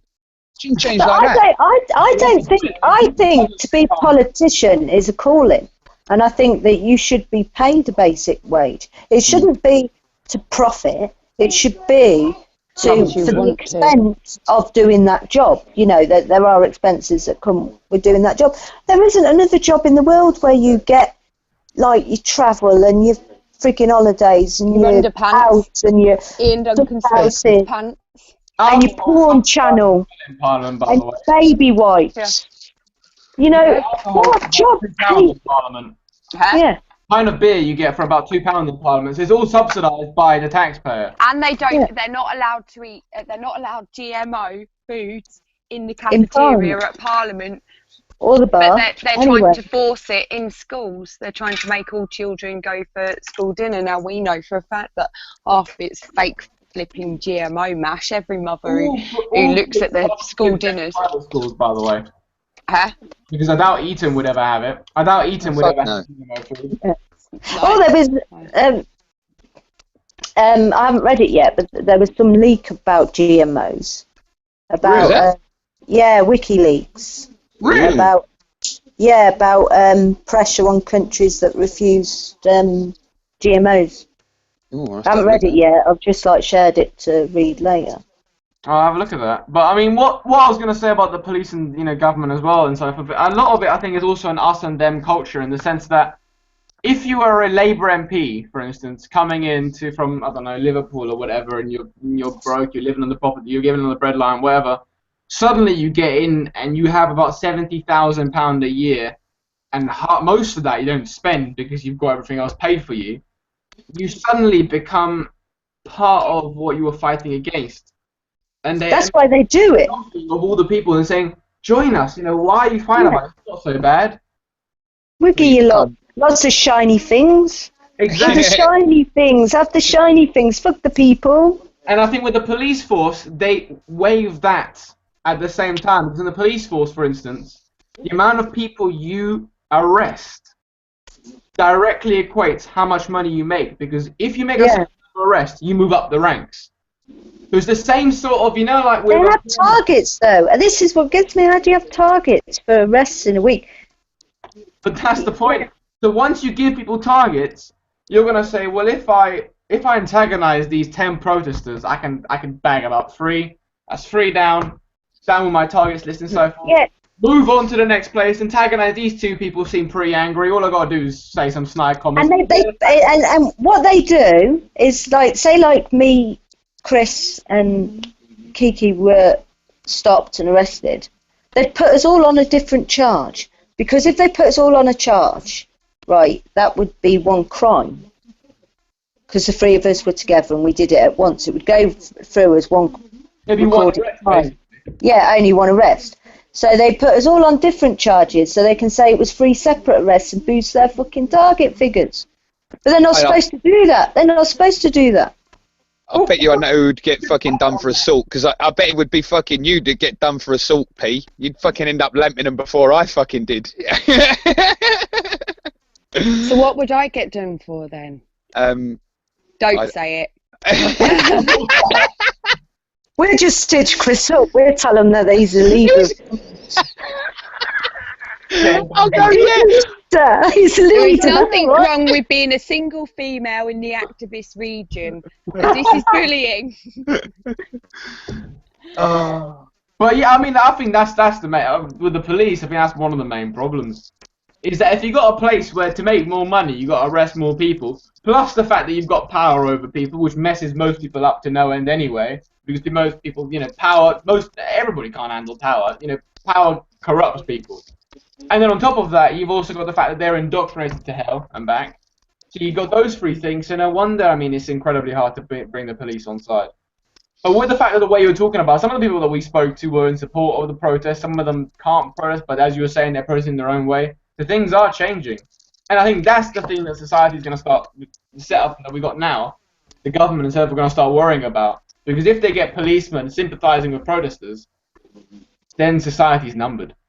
Society's got that numbered. Because once you lose the police force, there's nobody to protect you. I think stuff anyway. Just looking at the way that the police was handled last night, there was more peace than there was ruptions. Whatever, there was anger there. It was, you know, if you barricade something with angry people and stand there with batons, you're going to antagonise them no matter what. What the fuck do you think is going to happen? They're all going to bust out a tea party and invite you and cut the Battenberg. Do you think that is honestly going to fucking happen? Well, no, it's not, is it? You've just set out your stall from the get-go. But I thought next year we should all wear body armour, but they should all be kitchen utensils. So we should have colander hats. And we should have salary batons, because we're healthy and organic. Stinks of celery. Oh, we celery for freedom. Just pray celery revolution. Yeah. Oh, actually, someone should do that. Just walk around with a load of celery saying free batons. Oh, fucking hell. Or bamboo cake. Can in Battenberg. You have a little Battenberg shield, a celery baton with a Battenberg shield. That's it, done. To be honest, probably half through that march, a lot of people would have probably eaten their batons by that point. Yeah. They keep us going. Who here thought they were going to die of hunger at one point? Because I sure did. I was looking for a shop and thought, I can't go in there because they're not letting the nons in. No matter where you went, they weren't letting nons in. It's like, I'm going to die. They are trying to kill us off. I'm sure. Do you know what? The bitch at the train station set me up just buying my ticket. Because yes, I said, can I have a single to London? And they said the price, and they were like, I was like, that's the same as a return, and they said, yeah. And I was like, okay, that's a bit of a rip-off, isn't it? And I'd obviously annoyed her, and when she gave me my change, she gave me an old £5. Oh yeah, she did, didn't she? Oh yeah.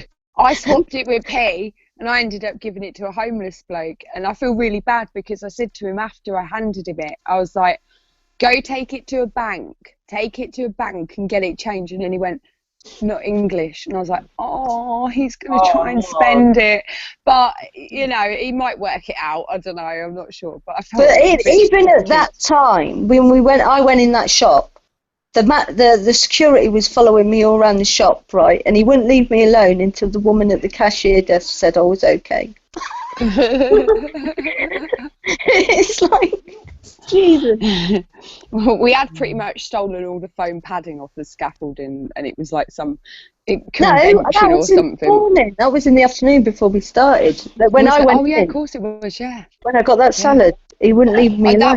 That was the most amazing. I couldn't stop giggling for about 15 minutes when they were waving those rubber things around. I just couldn't stop giggling. Just the sight of it with thousands of people with rubber off of the padding that comes off of the scaffolding. Yeah. They looked like those Foam, things yeah. you go swimming with. Yeah, there was just like thousands of them. I just thought it looked hilarious. And then the fact that they actually whacked the police with them and the police ran, that I couldn't deal with that. I couldn't cope.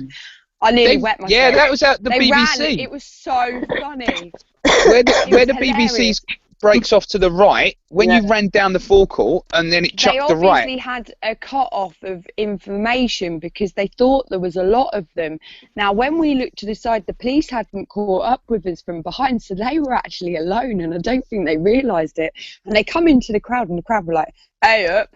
And they all started like bapping them with these foam like stick things, and the police just ran, and it's like, "Oh, really?" And then a whole lot come from the left, and they were like, "Yeah." But yeah, it was so funny because it's foam, isn't it? It's just foam. What about? I remember one with the BBC again. It was you know when they had the van right next to the BBC and they had a column of policemen. And then the sergeant, one of the sergeants sort of said stop, and a couple of the policemen were sort of staring at some of the signs, like obviously reading them or something. Yeah. Ones at the back, and they were sort of turning, and they sort of bumped into the ones in front. They were just sort of bump. Chris walked into him. Chris was live streaming behind him. It was so funny, and he was talking into his little live stream, not there, but looking where he was going. He was going, "I'm going to follow these policemen," and he was following and just went bang straight into the back of him where they stood stop. They fucking formed a line outside McDonald's. I started chanting Benny Hill, doing the Benny Hill thing as I was filming it, and they was fucking going like that. And I was just watching the back of one copper. You must have had lag on your live stream. And I was like, they just stopped in a line. I turned around, and I'm like, oh, I'm right in front of the coppers here. I don't need to be here. Got to get out of here. Oh, that's so funny. Brilliant. Oh. But they don't laugh. They don't crack a smile. It's not like, if you remember at Occupy Democracy, and we do it all the time where I go up to police. I'm terrible. I flirt with them and try and get them all giggly and everything. And I pick certain ones that I can spot that I know are going to be like kind of easy to work with. And I'll go up to them and get them all giggly. And you can work with some of them. In that riot gear, they're worlds apart from us. Is there a different sort of policeman? Like riot police are different to your standard. Yeah. But the ones who had Occupy Democracy, they'll be the ones that be on the beat as well sometimes. They're just standard. Whereas the riot gear ones, if you have to class them, they're probably more indoctrinated than the other ones. They're sort of, they're the ones pitting for a fight. I had a conversation with one. And he said to me, "You're one of the nicest people I've spoke to tonight." I said, "You spoke to many?" He went, "Oh, they just shout at me." I was like, "No, but have you actually spoke to any?" And he goes, "They haven't approached me." I said, "So I'm the only one you've spoke to?" And he was like, "Well, yeah, when you put it like that." I was like, "Okay then, bye." And he's like, "Well, you've got to make conversation speak. Shouting doesn't warrant us speaking. Maybe when we're asking you, can you see yourself? Do you know what you're doing? Just reply. I know you're told not to, but you're human. You have the right to." It's a bit hard not to shout when you've got a triangle fence between you. Yeah, well, when it's riot gear, it's really hard to talk to them. You can't connect with them. And they don't answer you. But they have many opportunities. When we first got to Parliament Square, people were actually talking across to them and asking why they were there, what they were doing. Why don't they answer?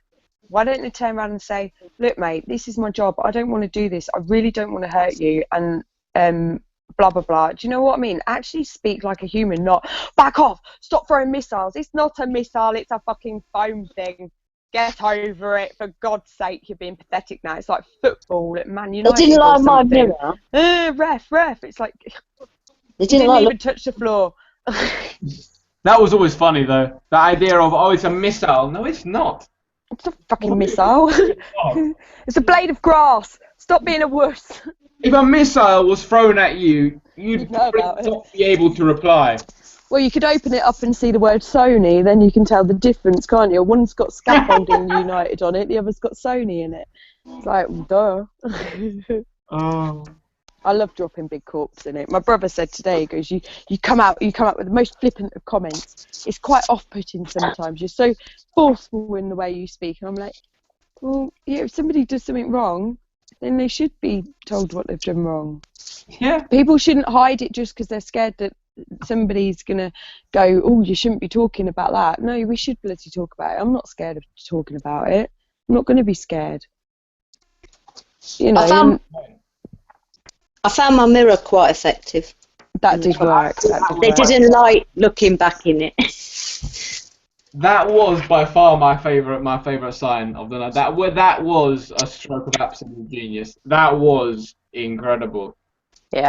You're reminding them of exactly what they are. You know, you're looking back. You're not a robot. You do have a mind. Remember why you're here and have to look back at themselves instead of staring at.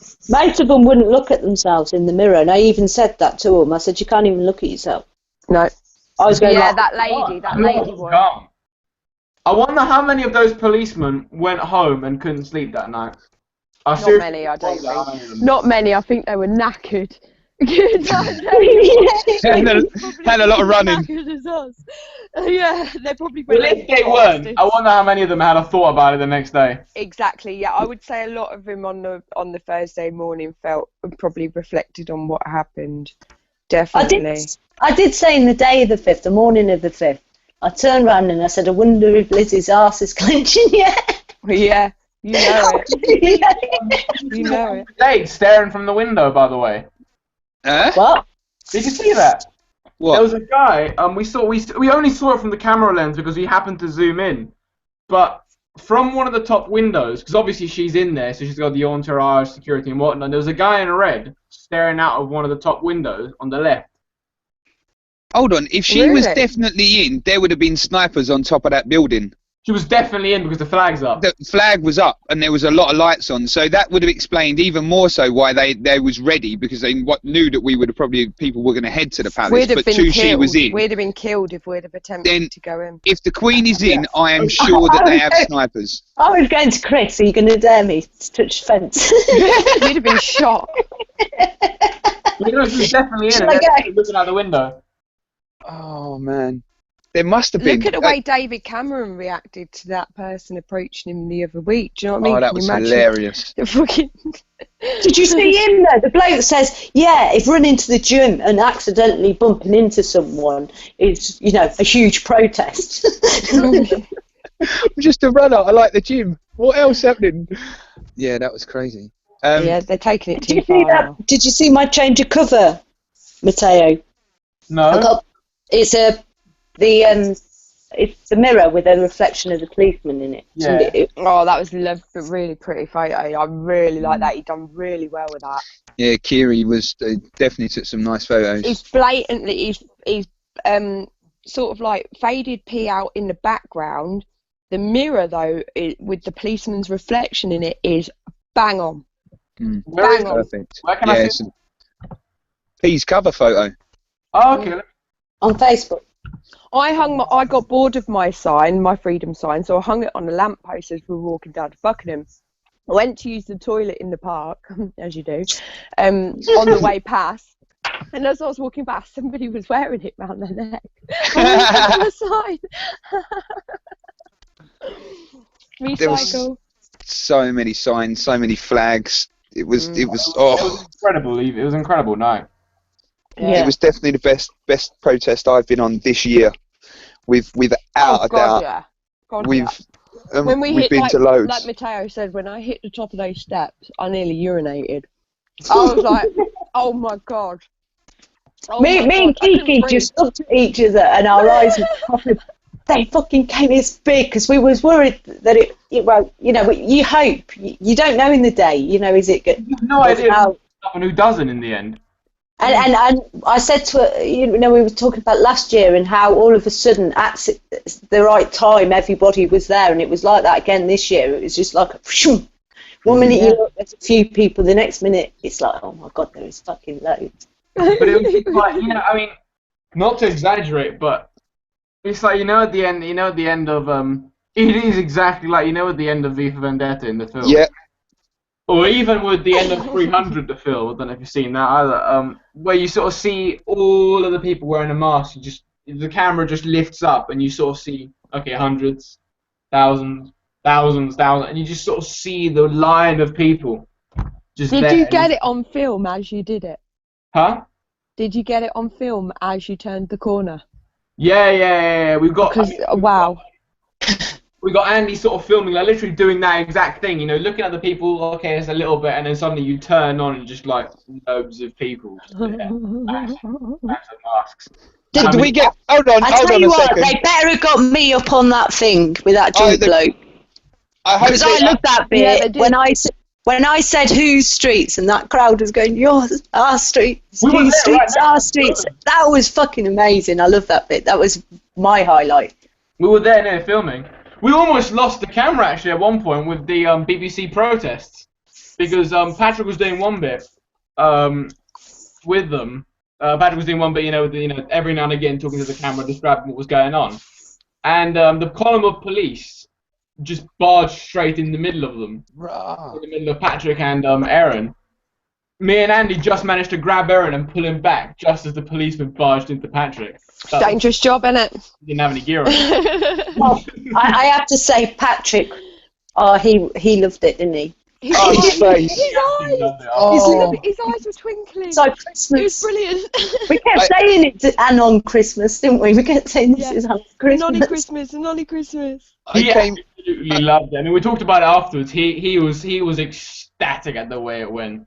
I came running up the stairs and I came back in after I was doing some streaming and I walked back in and I clocked he just came, it was like a white face from all the crowd just came and it was just from ear to ear, just his little eyes glinting up and he was like, whoa, he's like really just, wow. It was, and you saw loads of people like that, everyone, it was just that buzz and atmosphere, I loved it. Yeah, I was fascinated by it. I mean, that was by far one of the highlights of this year for me, personally. It's amazing. You see, for me, it was the fact that you see people do care. That's the point. Is that it's also an announcement that people are going to come out regardless of their situation to fight for what they genuinely care about. And we're always told in the media that people are disenfranchised, people don't care about politics anymore, people are disinterested, people all they care about is money and all they care about is this and that. That's all rubbish. There are a lot of people, a hell of a lot of people that couldn't give a crap about Kim Kardashian, but do care about the way the world's going, and they don't like it.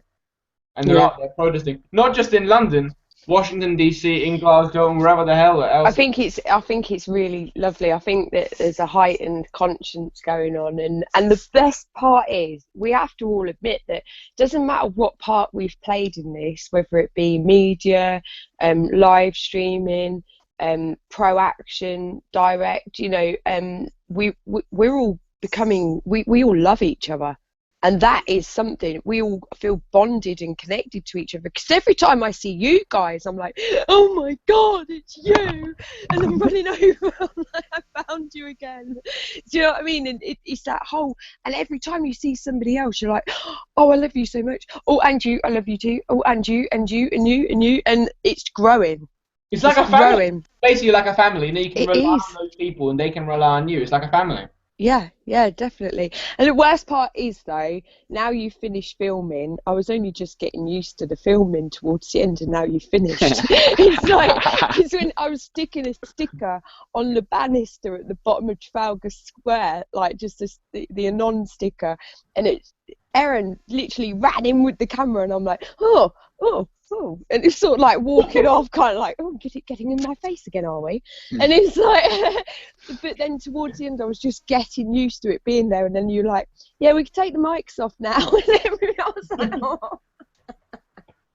Brilliant, fantastic.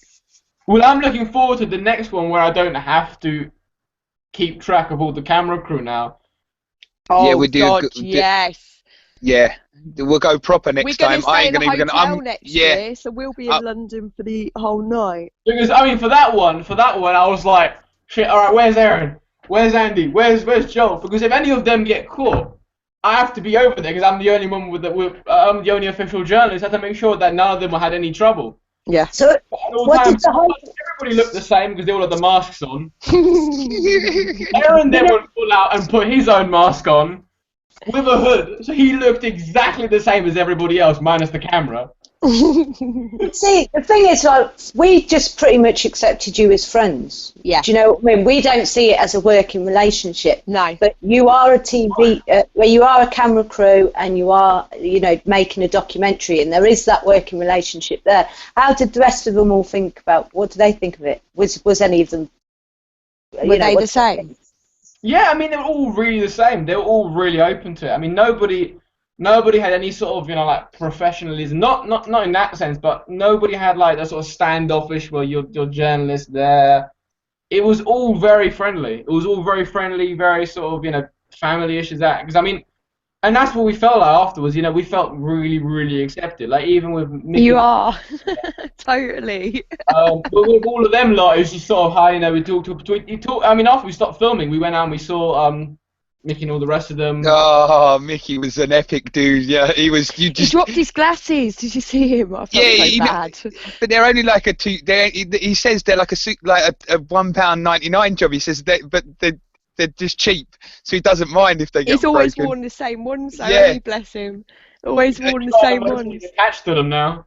He Yeah. was just so happy, just like was radiating from him. He was just. I think maybe that's what RT are possibly feeling now as well. I is think the so. inclusion. If they fucking Yeah, love but being the on the thing top is- of that trolley. That was epic. The thing is, you've got to remember it's propaganda, right? Because they filmed that, and that is brilliant because we got our message out, and that suits us pretty much. But you know, from what I heard, the Anonymous in Russia didn't manage to pull off their march. Japan didn't either. But you see, the Because point of it is that I mean, restrictions. we're independent, so we've got a choice to do whatever we want. We want. Yeah, RT. Russia could have 1 million mass march though. No, point. I mean, Russia today are owned by the Russian state. So although it's good that you guys are using geopolitics to your advantage, we do have to remember that if we did this in Russia, like hell would RT be over there. It would actually probably be the BBC being our best friends covering them because they want Russia to look as bad as possible. It's all about using. We have to exploit these relationships. That's the point. our advantage. They're exploiting you guys, so you have to exploit them as well in turn because they want to make the West look as bad as possible. I still think he really enjoyed that sofa ride. I'm sorry, Yeah. he really felt part of the crowd. I do Oh, think. sure, there was- yeah. Yeah. Yeah, I definitely do. Having said that, you know, that they weren't allowed it in Russia, you know, Russia today is not Russia government, you know, in that respect. And the people that will do the one in England will, you know, they're English, like Sarah Firth and that. She's an English person. I can't believe she did that in heels, man. She doesn't do fucking RT no heels. more. She doesn't have anything to do with RT. Sarah Firth. No. Left completely. Because she said it was like some of the stories that was asking her to run. The Ukraine one, she didn't like. Well, I think the majority of us understand, like that's the thing with Anonymous, which is quite dangerous to any kind of establishment, is that we are media savvy. We understand the ideas of propaganda. We know how to use it. You know, there was loads of people wanting to do interviews, loads of people streaming it, loads of people taking footage of it. The best footage hasn't even come out yet. What we've seen is just the basic little tender morsels, like the pre-appetizers. People have rushed home and uploaded it, not done the best jobs with it yet. There's people that have got some amazing footage that is about to come out, and that's just going to blow it. Kiri's done a documentary. For a lot. We've got Patrick. incredible footage. Well, yeah, we helped Kiri, and we that have was some- amazing. Called Kiri. His is going to be up like by the 10th. He hoped 10th of November. So you know he took the photo that is my cover photo, and he took some nice ones of Mickey and That was Chris. mainly you, Mickey, and Chris that did that one, though, weren't it? Well, he chatted and he said that 5-minute one. He's Yeah. doing more like voice and just like images and footage from the day. You know, he's done all his interviews before it on like just voice, just like radio interview. Mm-hmm. He's putting it to the images, and you know, that'll be quite a good one that's been put together with some good footage. So that'll That's be out. going to Washington, isn't it? He's got to take that to it. Yeah, he's got to go to Washington with that. It's a short 5-minute thing, but he says he's got so much good footage that he might do more with it, because he's going to do this short one. And then he says, I can't believe how much. He says, I spoke to these people, and everyone that I spoke to, I ended up chatting to them for like 2 to 4 hours. People aren't so paranoid when there's a big crowd. I've noticed that if you go to Occupy Democracy, you're not going to get a flipping answer, because the people are so paranoid, because there was only a few of them. Don't talk to the police, don't talk to journalists, they'll strew it. Whereas I've noticed people are now getting to the point where they're like, fuck this, we need our message to get out, and the more people that tell them, the better. And we've got to drop this whole not trusting people thing, because you're not giving your name and address away, man. It's not like, oh, by the way, I live at 106 Boulevard Avenue on blah blah blah, and I work at Tesco's. Do you know what I mean? You're not going to do that. So what the hell can they get out of you? I mean, what you tell them. I mean, the point of it is, when we decided to do the one with you and Patrick, you know, we did think, you know, people are going to be so you're not anonymous if you've not got your mask on and that, but you do need to put a human side across, because the mask is quite intimidating to some people. And, you know, we were messaging Patrick, and I was like, what's this bullshit sort of thing with the... Glad you got good footage. Let's get to it. We want it before February. I think that's the point of the reason why we wanted people off. You know, we wanted to cover that sort of that family, that sort of human aspect of it, is to show that, you know, the way the media portrays a lot of these, you know, a lot of anons is that, oh, you know, you're always your hardcore revolutionaries. You want to see society crumble and whatnot. When actually, you're just human beings that want a better life. Yeah. That's it. And you need that human aspect to portray that. You need that sort of behind the mask thing, is that, you know what, I've got a home, I've got kids, I'm just like everybody else, in the sense that I'm a human being that wants a better life, wants a peaceful life. I'm not having it at the moment, so I want to fight for it. Yeah. We did love the day of filming, Matteo. We loved that. We loved the day of filming. That was fantastic. The whole way. I think the bloopers, you need to make bloopers. The Tesco's parking spot. At Tesco's, the panic. Huh? The panic at Tesco's in the parking spot. Oh, right. Left. And trying to eat spaghetti all ladylike on film. You couldn't have picked worse food to eat on film. That's me. Like to do things the hard way. What was your favourite bit of the day, Matteo? My favourite was probably the food afterwards. Yeah, the guy, when you guys tried to eat, that was just so awkward. It was funny. It was so funny. I mean, it was so awkward. And come dine with me. Joel's face, the cat, he was just funny because he was just staring. He wasn't even looking at anything else but just the food. When are we gonna eat? When are we gonna finish this? When can we? We haven't eaten since this morning. When can we? It was so funny. I liked it when I tried to liquidise the vegetables with the blender. They went everywhere. You killed them. Pebble dashed the kitchen. I think you can make a blooper. You could make a blooper at the end of all the things that go wrong on set and stuff. You really could. Oh, we were just talking about making one of a radicalization of what's it called, Aaron. He just sort of went from not knowing much about the movement to sort of the hood up. As soon as there was something going on, Patrick was just like, let's go, and Aaron was already there before he went go. You know, as soon as something happened, Aaron was just down on it with the camera just right in the middle of the thick of it. It's just so funny. I noticed he scared the shit out of me a few times. That's the last thing you want at a non-march. When you've got somebody, when I stuck that sticker on that banister, it's bam right there. It's like, it makes you jump. You're like, oh my god, what is that? And it's you again. Oh, don't worry. The camera just jump out of nowhere. But he was absolutely amazing. I mean, they all, you know, everybody was. You know, the amount of help that we got was just incredible. The amount of help that we got setting this up was just absolutely amazing. But that goes to show you that there's a family there, though, doesn't it? Yeah. That goes to show you that message that was there, you know. We love gave you. out- You know, you asked and people was like, yeah, well, we can help Yeah, in whatever just- way that we can. You know, from a simple email that you sent out. Yeah, one Yeah, it email. all started from an email.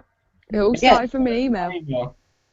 And then Yeah. it just all blew, and it just went in from there, and it was just everything that sort of we needed for the film. It was just there, you know. It was just it was. An email I didn't Really read. funny. P.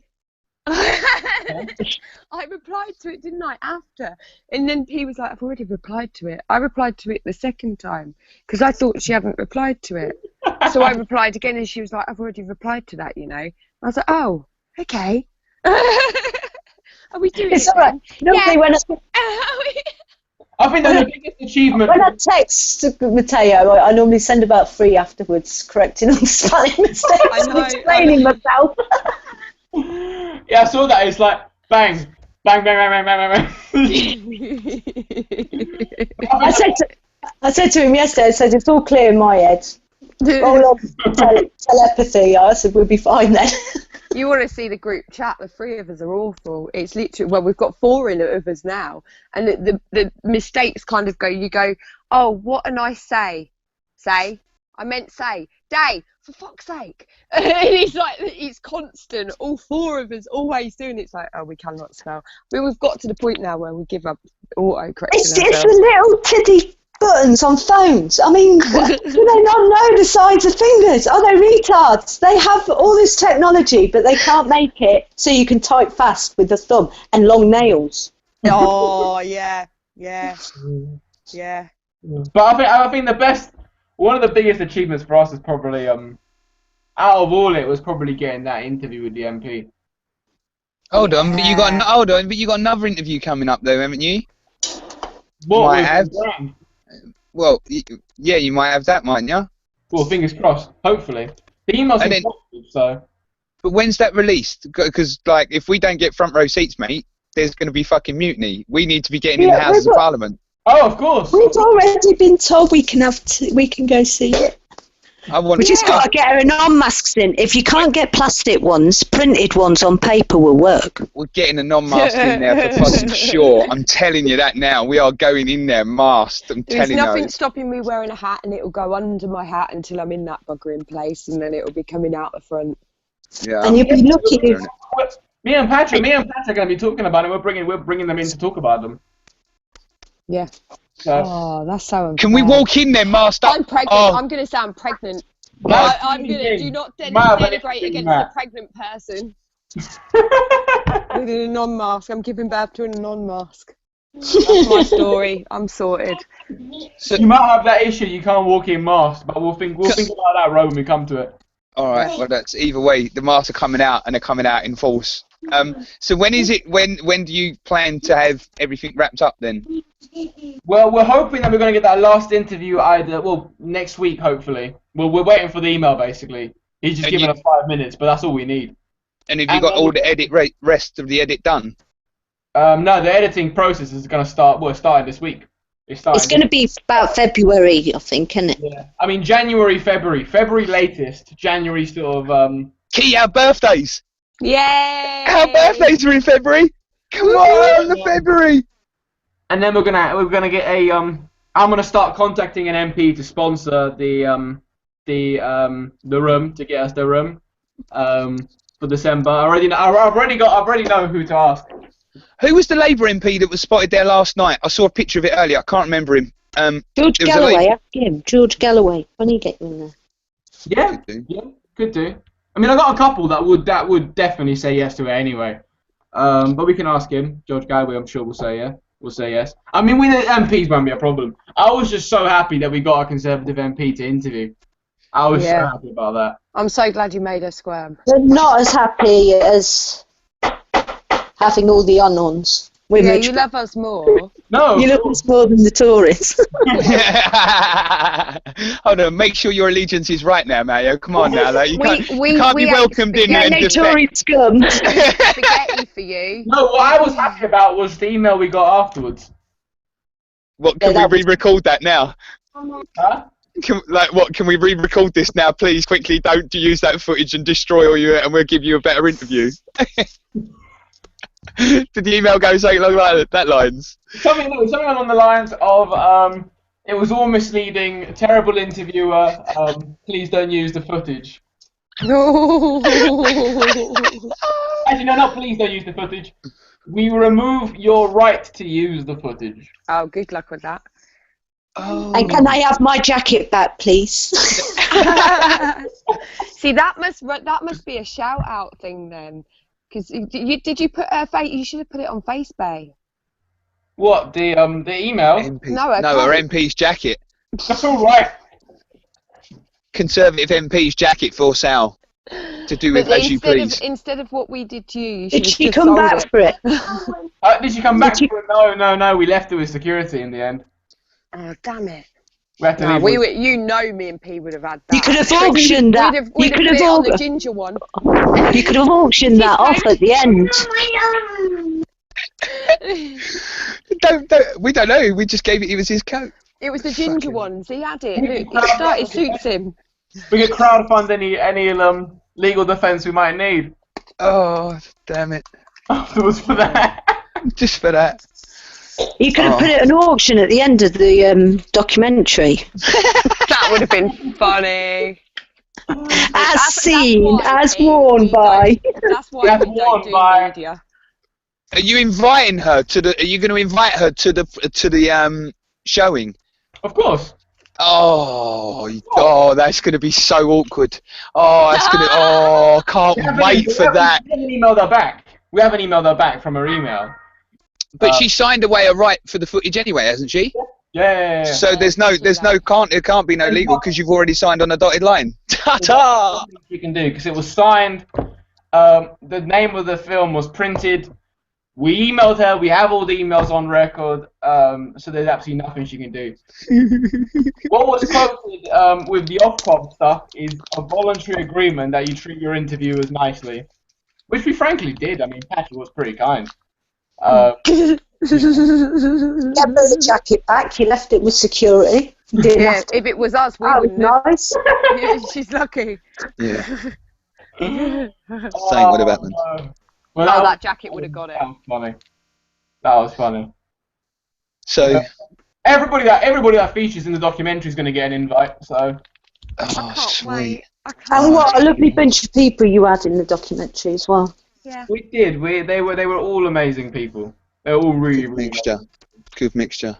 It's really weird thinking when you look at it and you've got the people like you've got the guys on there and we chat to them all the time and that, and then just we're all a bit weirded out of because this is the first real time we've all sort of been, I don't want to say targeted. Don't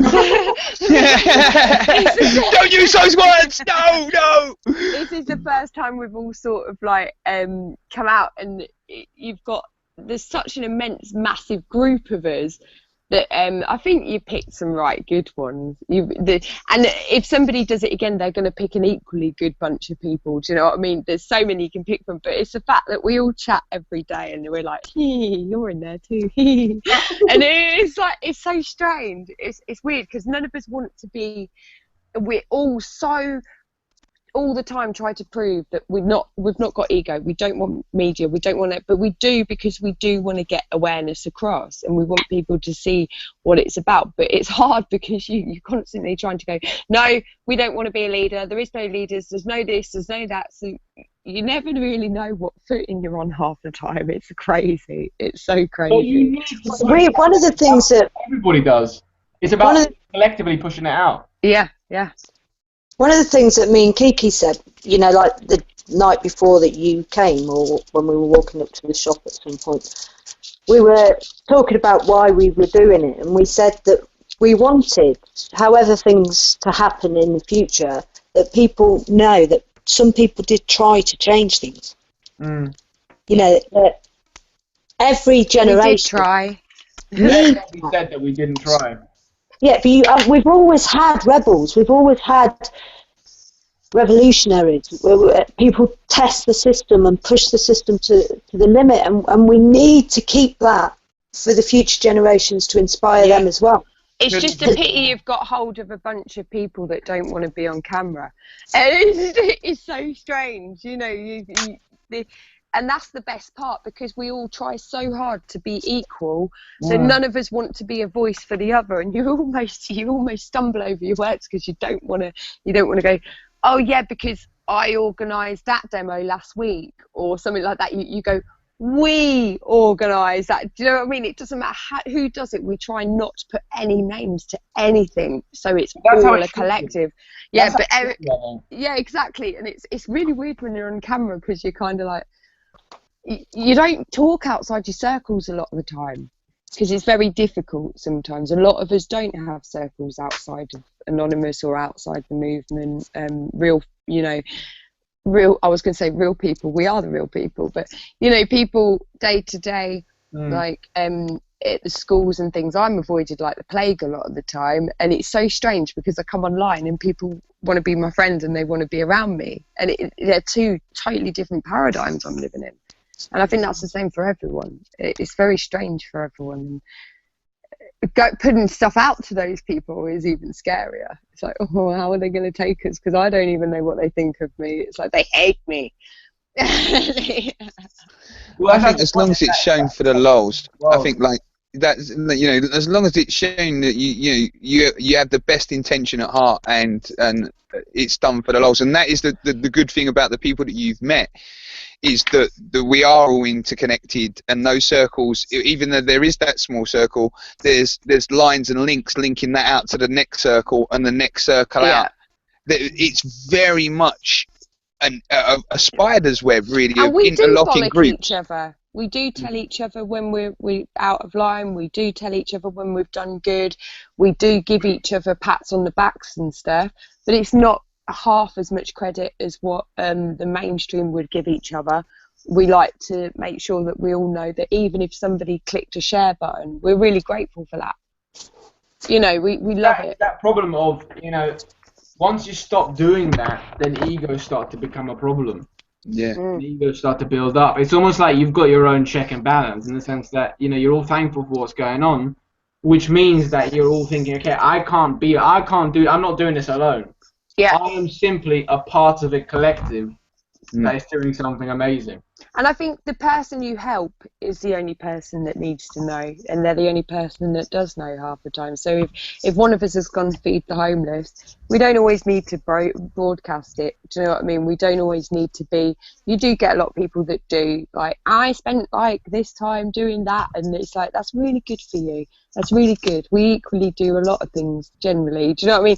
And that's why people do get upset with people with ego, because we all equally put so much in that you can't put a name to anyone, because, you know, everyone's effort is equal. Even if one person might get paid not much and they've managed to get a sandwich that week to a homeless person, that's just as much as the next person got to a rally and did, like say with Chris, we've live streamed all day. That might have meant as much to them. They might have missed out on having, you know, one of their meals that week for that. And the effort that people put in is equal, no matter how big the... I mean, I think a lot of people have a dig about people just being online, but we do need that information flying online. And me and Kiki, we've got like a friend over in Canada, and it was through sharing stuff online that he picked it up, and he started getting involved, and now he does a lot with the We're so proud of him. Things like that. We're so proud. He's out there, you know, he felt quite isolated in life. Yeah. You know, and he's made a lot of friends, and he's really come out of his shell. Now, I'm proud that we managed to do that. Now, it just so happens that we go out as well. But some people are invalid. Some people are poor. They can't afford all the travel and things like that. You know, we can't afford to go to as many as we want. But, you know, we all do what bit we can. And, you know, sitting there clicking, as they say, is playing a part. It is keeping the information flying. You know, we do need that information to keep travelling and getting spread onto people's timelines where they've got their normal everyday friends as well as activist friends, so that you're preaching to the new people and not just the converted. So, you know, I'm thankful for the bit that everybody does, to be honest. I mean, that's the point, is that, you know, the idea of clicking a whale, social activism as people call it, is as useful as everything else. You know, it has its part to play. Of course, not everybody can do that, because if everyone stayed at home, then it would be a problem. But not everyone does stay at home, as the 5th of November proved. You know, you have people at home which can't go out or can't protest for whatever reason, or some of those people that are just constantly sharing information because they have a huge following, they know how to get messages around and so forth. So you need people that are playing all different parts. You know, the people that are online, the people that are on the streets, the people that are in Parliament talking to politicians. Yes. You need all groupings of society. You need all people that are doing all various different roles to get together, and that's exactly what's happening. And that's why the movement. And each voice matters. It doesn't matter who it is. Even the politicians, those people that we stand against, that's the difference between us and them. Their plan doesn't really involve us because we are commodities. It doesn't involve us in a personal manner. I think to be a good person, we have to look past that and see them, like the police and people like that. Eventually, we do need them, and they will need us. They will need us, and they are human, and that is what sets us apart. Is we have realised that everybody on this planet, not one missing, is all human. No matter how much money they have, no matter what colour their blood is, they are all human beings.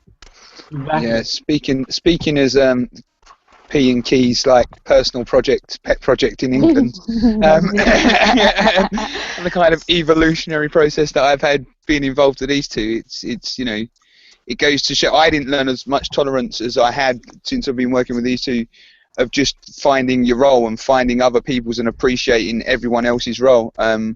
They do keep you really grounded, and it's not just there's like they say, there is a huge amount of people doing so many things out there, and Wednesday showed that when they want to come together, they will come together and do what they want to do. And there is just so many people doing so many great things out there at the moment. It's amazing to watch and amazing to be a part of at the time when things are really starting to change. That's what I was going to say. I mean, I'm incredibly thankful for the fact that I'm actually a part of this and getting involved in it and just playing my part, whatever that part may be. You know, it's amazing that I met all Your you. media are on. Anonymedia. Anonymedia.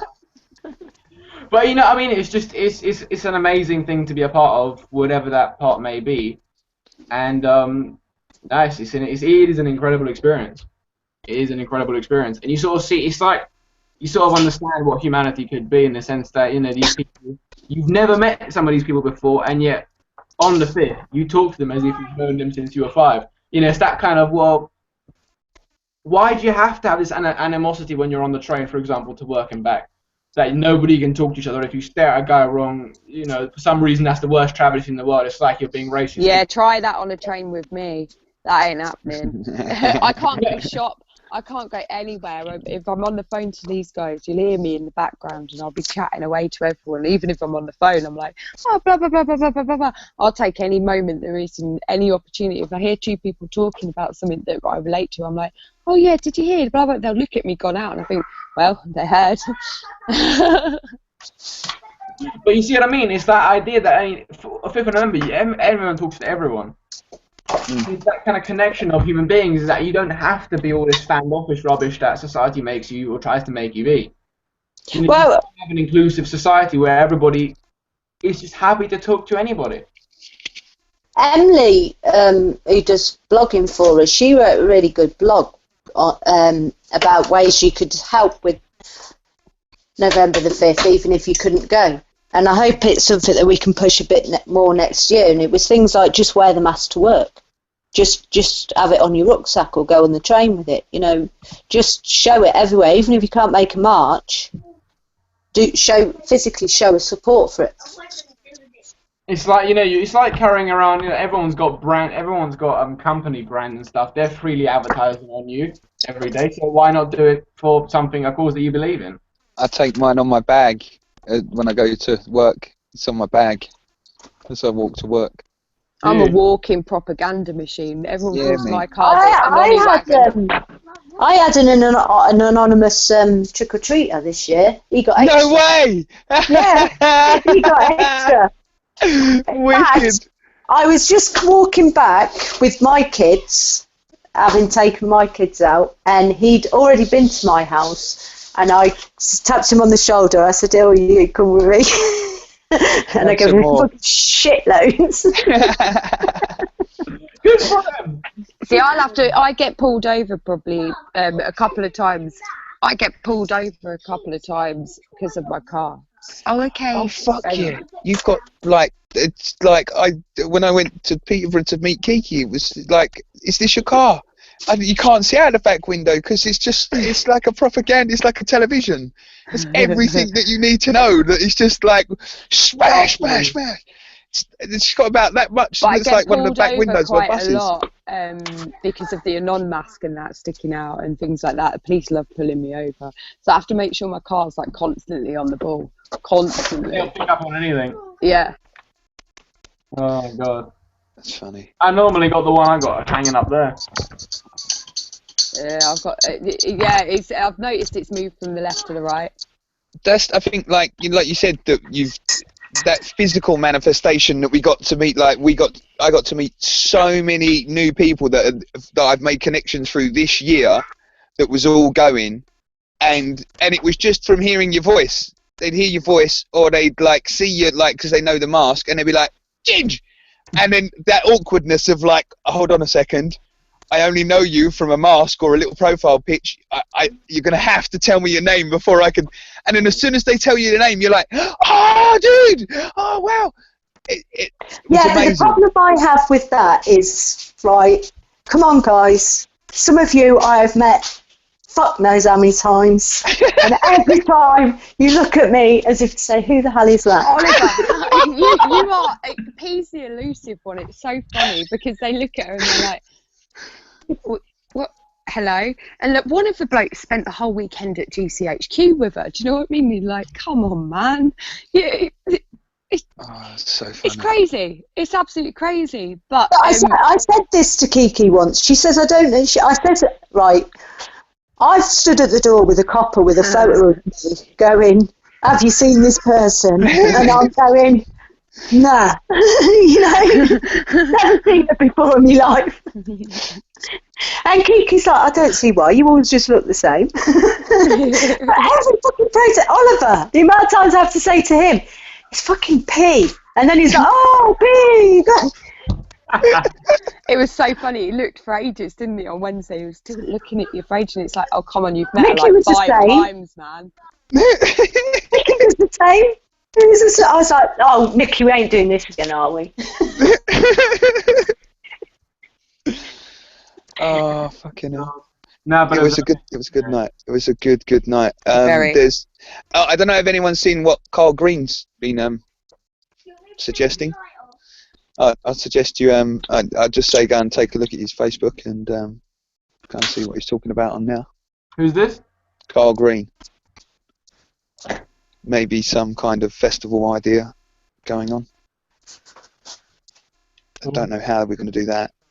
me and Kiki were saying it. We were saying what we should do, right, is summer holidays. We just occupy the summer holidays. We go to Cornwall and occupy a field for the week for all the poor people who can't afford a holiday. Lovely. What can they do? You're probably going to get a hell of a lot of people coming. I mean, a free holiday, even people that never heard of Anonymous before would just be like, I reckon we should do it, man. You could have like music and that. That's what Carl Green's sorting out. He was playing. He said about it today. I don't know how we're gonna pull that one off. Fucking hell, that's gonna be a hard one. There's been loads of people offering help, and he said like straight away. I was like, well, that's how the Million Mask March comes together, isn't it? Is the help and stuff like that. We just band together with whatever we can bloody do, well, and then we just pull it off, and it's like, woo! Reclaim the summer holidays. Yeah, because everyone's saying exactly the same thing. They're all going, do you think we're going to pull this off? And you're like, hang on, I'm sure about 1,000 said that to me now. It's looking good. It's like, well, yes, we're going to pull it off. About the 5th. Look how that went, so... Yeah. Well, up to the 5th, everyone was literally messaging each other, going, hundreds of us turning around and going, what do you think it's going to be like? Do you think we're going to do well? Do you think it's going to be like, well, this has been going on a while. I think it's going to go well because there's so many of us going. Is it going to go well? And you just look at it and you know when a demo is going to There is no doubt now that is going to be the day, no matter what fucking happens. You can guarantee the 5th of November. It is now set in stone. It is next year I will have no doubts that it's going to be a fucking good one. There will be no doubts. The year after, I reckon we just make it, and we just occupy Hyde Park for the night. Go Saturday, go Friday to Saturday. No, get down. Oh my God, the cat's just tried catching the fish. Morgan! Shut your door, Hannah. For example, that I'm definitely going to be there next year. Oh, dude, it's going to be epic next year. But no, I think that we might have. I think there's going to be some more actions planned before then. There's. It would be nice to see. Demo on the 19th. I'm hoping that's big. It's looking like 3K saying they're going. We'll see how that goes. I'm going to try and get to that. It's not next week. It's the weekend after. I don't think I get Wednesday. Yeah, week Wednesday. 2 weeks. So I'm going to try and get there. I don't think I'm going to be able to get to that one. No, I'm not going to be able to. Brass it. Yeah, I am extremely tight. I've run out on nanny time as well. Nanny is exhausted. She's actually, you can see it in her eyes, and I'm thinking, oh my goodness, I'm going to kill her if she don't carry on. Do you know what I mean? It's fine. I better give the woman a break. But I think that's the thing. That's the important thing, that it's going to happen again. I hope that people use that 5th and do what happened to me through that year and just let it spark you off onto a whole new journey. Because there was loads of people that had been there for the first time, and if that was your first time, you are going to want more of that. There is no doubt about it. You're going to be chomping at the bit and thinking, when the hell can I get out there again to something like this? It's like a fucking drug. Yeah, brother, give us some more of that shit. That's why I was like to Patrick when he said, are you ready? And I'm like, no, are you ready? Yeah, I'm fucking ready for this. I don't think you know what's coming. I ain't got a clue what's about to happen. Oh, it was fascinating. It was amazing, though. It was absolutely amazing. So, yeah, student demo next week. Do you know, that is the ultimate feeling of freedom. It is. You know, freedom is a drug, man. Freedom is, you want more of that. Like that. Did you see the people's faces, Chris? People afterwards, to get people more interested and get involved. Yeah. When we turn around to those people on the pavement and say, the night is yours, walking the road. They're fucking beans. They're beans. They were like, shit, yeah, we can do what we want. Do you know what the funny thing was, Pete? Do you know what the funny thing was? I did the same thing last year. I walked on the pavement. And it wasn't until later on, after we started walking off, that I realised. Because a wave of action, I'm going, come on, let's go in the road. And you're going, no, let's go on the pavement. I know. He was a baby then. He was a baby then, remember, P. We've got to remember this. I wasn't picking. No, not at all. That's what I'm saying, yeah. Yeah, compared to what that was, it was like, that mentality of just being early on. That's what I was saying, on the march, is that, like, it's the conditioning that you've got to walk on the pavement. You've got to do this, that, and the other. Yeah. And it's like, no, actually, you don't. No. You can do what the hell you want. Get in the fucking road. It was awesome. Loved it. That was amazing. I've got to shoot off, by the way, guys. So I'll speak to you guys later. See you later. See you later, bro. Bye. Bye. Take care. Do you want me to go down and turn it off of live? Yeah. We've been yakking for long enough, boring everyone to tears. Let me run down the stairs. I'm eating breadstick now, and that probably sounds great. And finishing up with pea and a breadstick. Pea and a breadstick. So I think we're pea and a breadstick for the win, eh? That'll be it. Yeah, it's been Wave of Action, chatting to Matteo from Shoutout UK. You've had the delightful P, Kiki, and Matteo, and me, Ginge. So see you later. Bye. Bye.